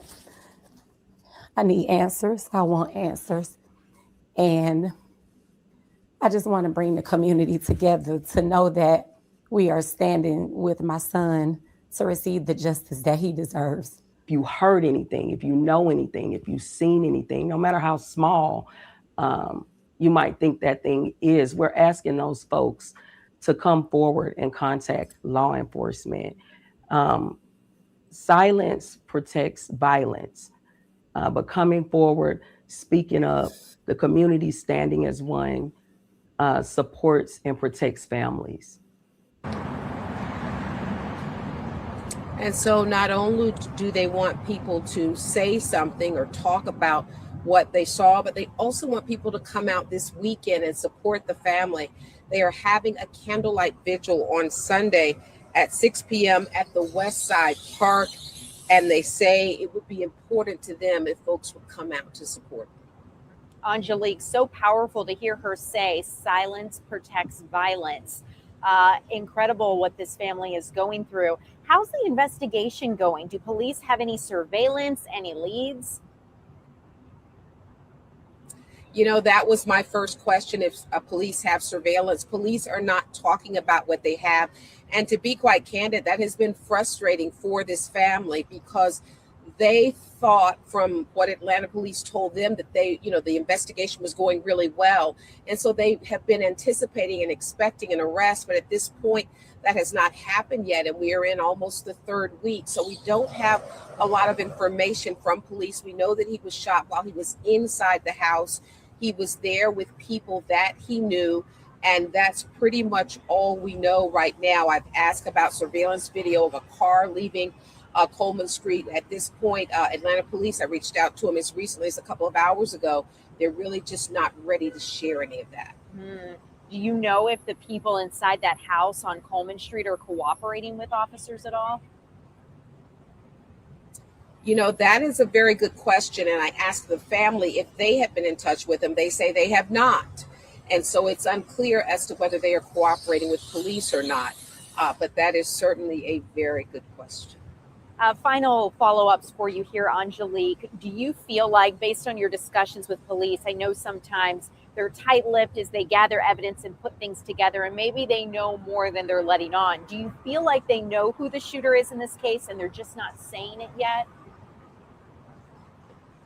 You know, that is another question that I asked directly, and they will not answer that. So with the family saying that they were told by police that the investigation was going well, one might speculate, but at this point, we are just waiting to hear something. This family desperately wants some answers in this case, and they say they want support this weekend for that candlelight vigil. Angelique, thanks so much. Thank you for letting us know how the public can help, supporting the family, and of course, if people have information, to contact police immediately. Angelique, I'll let you get back to information gathering. Appreciate your time this afternoon. Wow. Only on Fox 4 at 6, Fox 4 News has confirmed the suspect in the armed robbery of a man at a Kansas City gas station was one of the teens who fired a gun at the Chiefs Super Bowl rally 2 years ago. Asari McKinnon was 16 at the time. Jesus Christ. These niggas just... These niggas are awful, man. Yeah, ain't no reforming people, man. No rehabilitation. Second chances and shit. Only rehabilitation is they get caught, and then they rehabilitate in that moment. Like, I ain't never gonna do it again. And then once you let them go, it's like everything. It's like back. It's they can't help it. They're not like, you know what I'm saying. Yeah, there's no remorse or anything. Yeah, it's just like I got caught. That's the only remorse. If I don't get caught, fuck it, I'm gonna do this shit forever. If I don't get no consequences, either, because consequences, like I said, man, a whip. If that boy would have got whipped after he opened fire at the Kansas City Chiefs parade and shot a bunch of people and killed somebody, or well, it was two groups that were firing at each other, but you know what I'm saying? Like, but if he had been a part of that incident and you had given him 100 lashings, you know what I mean? 25 one day, let him come back the next week, 25, next week, 25, like working, you know what I'm saying? And he would have, he might have still done some shit, but it would have just, we would have been able to, like, you know what I mean? Like, he would have been a hardcore criminal, like no fake niggas, you know what I'm saying? Like all the bitch ass fake niggas is good. Yeah. You're a real thoroughbred criminal if you still thugging out here and we giving out lashes, man. Most people wouldn't do it. Most people ain't that hard. Yeah, man, them lashes hurt. Fuck no. Fuck no. I ain't that hard shit. I'm done, man. Lashes, just the thought of it. Just be like, you wouldn't even have to whoop me. You just tell, oh yeah, all right, I'm done. don't, I promise, I'm done. If I could have been up a crowd, you give me 200 lashes. It'd be some people, like you said, but most people would be like, nah, I'm good. Yeah, I'm Gucci, man. I'm talking about a bull whip, like a whip that like the whip like 10 feet long, like the nigga gotta stand back. You know what I'm saying? They gotta be like 10 feet away to fucking really to hit you with that motherfucker. Pow! I'm now 18, never served any jail time for the rally shooting. Fast forward to today, he's now behind bars, charged with 2 violent felonies. Fox 4's Malik Jackson is near Union Station, the scene of what is believed to be the largest mass shooting in the history of Kansas City. Malik? Yeah, Sir McKinnon, the prosecutors have accused him of going to a gas station just over 2 weeks ago and robbing someone at gunpoint in broad daylight, similar to the Chiefs rally shooting, which also happened in broad daylight. The question being, if the penalty then was stiffer, would we be here today? February 14th, 2024, hundreds of thousands of fans gathered to celebrate the Chiefs when gunfire sent the crowd into chaos. Prosecutors charged multiple alleged gunmen, 3 of them with murder charges. Asir Makinen was 16 years old at the time. He faced a charge of unlawful use of a weapon after firing his gun. At the time, his lawyer said he acted in self-defense and in defense of others. He was also charged with resisting arrest. The judge made the decision to not have him stand trial in adult court, where he could have faced prison time. Instead, his case was adjudicated in family court. It is something that is of major concern to the public. Anytime you have individuals who are juveniles, go through the juvenile justice system, and they don't get it, and then they're back on the streets committing crimes as adults, we've got a major problem. Makinen was released on home detention while waiting for the case to play out. He would eventually admit to resisting arrest and to engaging in behavior injurious to his welfare and the welfare of others. He spent an unknown amount of time in the custody of the Division of Youth Services, far from the equivalent of a jail, and then he was released. On February 18th, just over 2 weeks ago, Makinen, now 18 years old, was accused of another violent crime here at this gas station on Troost Avenue. According to court documents, a man was inside purchasing a drink when Makinen allegedly walked in and pinned a gun to his back before stealing the man's gun and leaving. All of it caught on video. Fox 4 reached out to Makinen's attorney for comment. We have not heard back. Now the 18-year-old faces 2 felony charges, including first-degree robbery and a probable cause statement. Police say he should be considered a danger to the public. You see really bright, shining examples like this one that are very, very concerning. There are individuals in the youth system who do turn a corner, who do make it out, who do make great choices afterwards. Now, Fox 4 reached out to the mayor's office for reaction to this latest development. His chief of staff responded, no comment. But someone who did have a comment, Beto Lopez, the brother of Lisa Lopez Galvin, the only person who lost their life that day, February 14th, 2024. He said, quote, "It's horrible. It's unfortunate that there are loopholes in our system." Makinen is currently behind bars, denied bail by that Jackson County judge. And of course, as always, Fox 4 will stay on top of the story. John. Malik Jackson, live at Union Station tonight. Malik, thanks. Man, all right, guys, man. Salute, man. Great show, man. I got a lot to do tomorrow, man. I'm going to come back at you guys tomorrow, man. Salute to everybody sponsoring the show, man. Salute to everybody that sponsored the show, man. Salute to PL, salute to Douglas Chunks, all the rest of you guys, man. Salute. Appreciate all you guys, man. Thank you. Same bad time, same bad channel. I'm out of here. Oh, scrap.